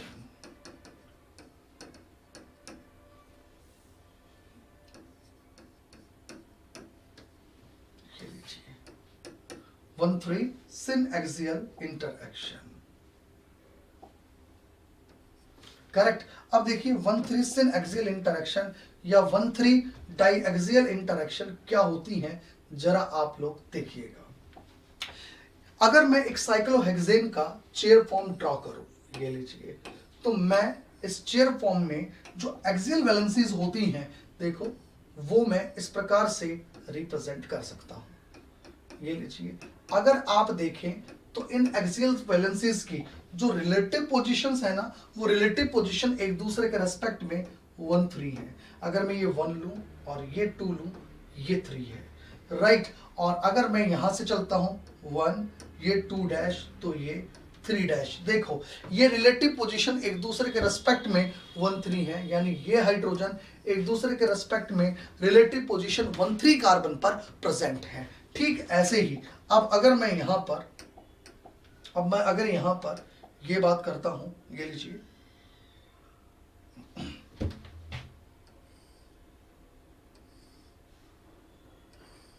ये लीजिए, अगर मैं इन हाइड्रोजन्स को यहां पर रिप्रेजेंट करता हूं, ये लीजिए, तो ये हाइड्रोजन्स भी एक दूसरे के रेस्पेक्ट में रिलेटिवली 1,3 पोजीशंस पर प्रेजेंट हैं। तो इन हाइड्रोजन एटम्स के बीच में होने वाला जो स्टेरिक रिपल्शन है, वो स्टेरिक रिपल्शन 1,3 डाइएक्सियल इंटरएक्शंस कहलाता है। देखो भाई क्या मतलब है, जरा आप लोग समझिएगा। देखो आप लोग समझिएगा, अगर मैं इनके बीच में स्टेरिक रिपल्शन की बात करूं, इनके बीच में स्टेरिक रिपल्शन की बात करूं और इसके बीच में स्टेरिक रिपल्शन की बात करूं, ठीक है। ठीक ऐसे ही अगर मैं इनके बीच में स्टेरिक रिपल्शन की बात करूं, इनके बीच में स्टेरिक रिपल्शन की बात करूं और इसके बीच में स्टेरिक रिपल्शन की बात करूं, तो मैं वो स्टेरिक रिपल्शन यहां पर इस प्रकार से शो कर सकता हूं। ये एक स्टेरिक रिपल्शन हो रहा है, ये भी एक स्टेरिक रिपल्शन हो रहा है, ये भी एक स्टेरिक रिपल्शन हो रहा है। ऐसे ही इनके बीच में भी स्टेरिक रिपल्शन हो रहा है, ये बीच में इनके बीच में स्टेरिक रिपल्शन हो रहा है। ये होने वाले स्टेरिक रिपल्शन को हम क्या बोल रहे हैं? 1,3 डाइएक्सियल इंटरएक्शन। यही रिपल्शन क्या कहलाते हैं? 1,3 डाइएक्सियल इंटरएक्शन। इसका मतलब 1,3 डाइएक्सियल इंटरएक्शन या 1,3 सिनएक्सियल इंटरएक्शन एक प्रकार के स्टेरिक रिपल्शंस हैं। ये एक प्रकार के क्या हैं? स्टेरिक रिपल्शंस हैं। और ये स्टेरिक रिपल्शन सिस्टम की पोटेंशियल एनर्जी को बढ़ाते हैं और उसकी स्टेबिलिटी को कम करते हैं। ये लीजिए, तो 1,3 डाइएक्सियल इंटरैक्शन क्या होते हैं ये मैंने आपको समझा दिया कि वो कार्बन जिनकी रिलेटिव पोजीशन एक दूसरे के रेस्पेक्ट में 1 और 3 है, उन पर लगे हुए एक्सियल हाइड्रोजन्स के बीच में कुछ स्टेरिक रिपल्शन वर्क करते हैं। उनमें होने वाले स्टेरिक रिपल्शन को ही हम 1,3 डाइएक्सियल इंटरैक्शन या 1,3 सिनएक्सियल इंटरैक्शंस कहते हैं, जो कि सिस्टम की पोटेंशियल एनर्जी को बढ़ाते हैं और उसकी स्टेबिलिटी को कम करते हैं। क्लियर? ये मैंने आज यहाँ अब तक बात करी आप लोगों से इंट्रोडक्शन ऑफ साइक्लोहेक्सेन यानी साइक्लिक कंपाउंड्स के अंदर होने वाली कन्फर्मेशन का एक इंट्रोडक्शन। मैंने आपसे बताया चेयर फॉर्म क्या होती है, चेयर फॉर्म के अलावा बोट फॉर्म क्या है, ट्विस्ट बोट क्या है, हाफ चेयर क्या है, इनकी रिलेटिव एनर्जीज क्या है, फ्लिपिंग के स्टेप्स क्या होते हैं, क्या क्या फॉर्म्स फ्लिपिंग के दौरान बनती है, उनका रिलेटिव एनर्जीज क्या होती हैं, फ्लिपिंग से क्या चेंज होता है, क्या चेंज नहीं होता है, और उसके बाद finally 1,3 diaxial interaction and evidences in favour of flipping in cyclohexane. आज हमने ये सारा इंट्रोडक्शन साइक्लिक कंपाउंड्स के कंफर्मेशन के अंदर कवर कर लिया है। आज के इस क्लास में हम यहीं तक रखते हैं। अगली क्लास में हम लोग कवर करेंगे मोनो सब्स्टिट्यूटेड साइक्लोहेक्सेन में सब्स्टिट्यूएंट्स कैसे लगाए जाते हैं, ठीक है। उसके बाद डाई सब्स्टिट्यूटेड साइक्लोहेक्सेन, उनके अंदर जीआई, फिर उससे पॉली सब्स्टिट्यूटेड साइक्लोहेक्सेन, फिर कायरलिटीन डाई सब्स्टिट्यूटेड साइक्लोहेक्सेन, फिर उसके बाद उनमें गॉशे इंटरैक्शंस वगैरह, ये सब कुछ हम लोग अगली क्लासेस के अंदर कवर करेंगे। आज हम यहीं तक रखते हैं। Thank you, have a good night.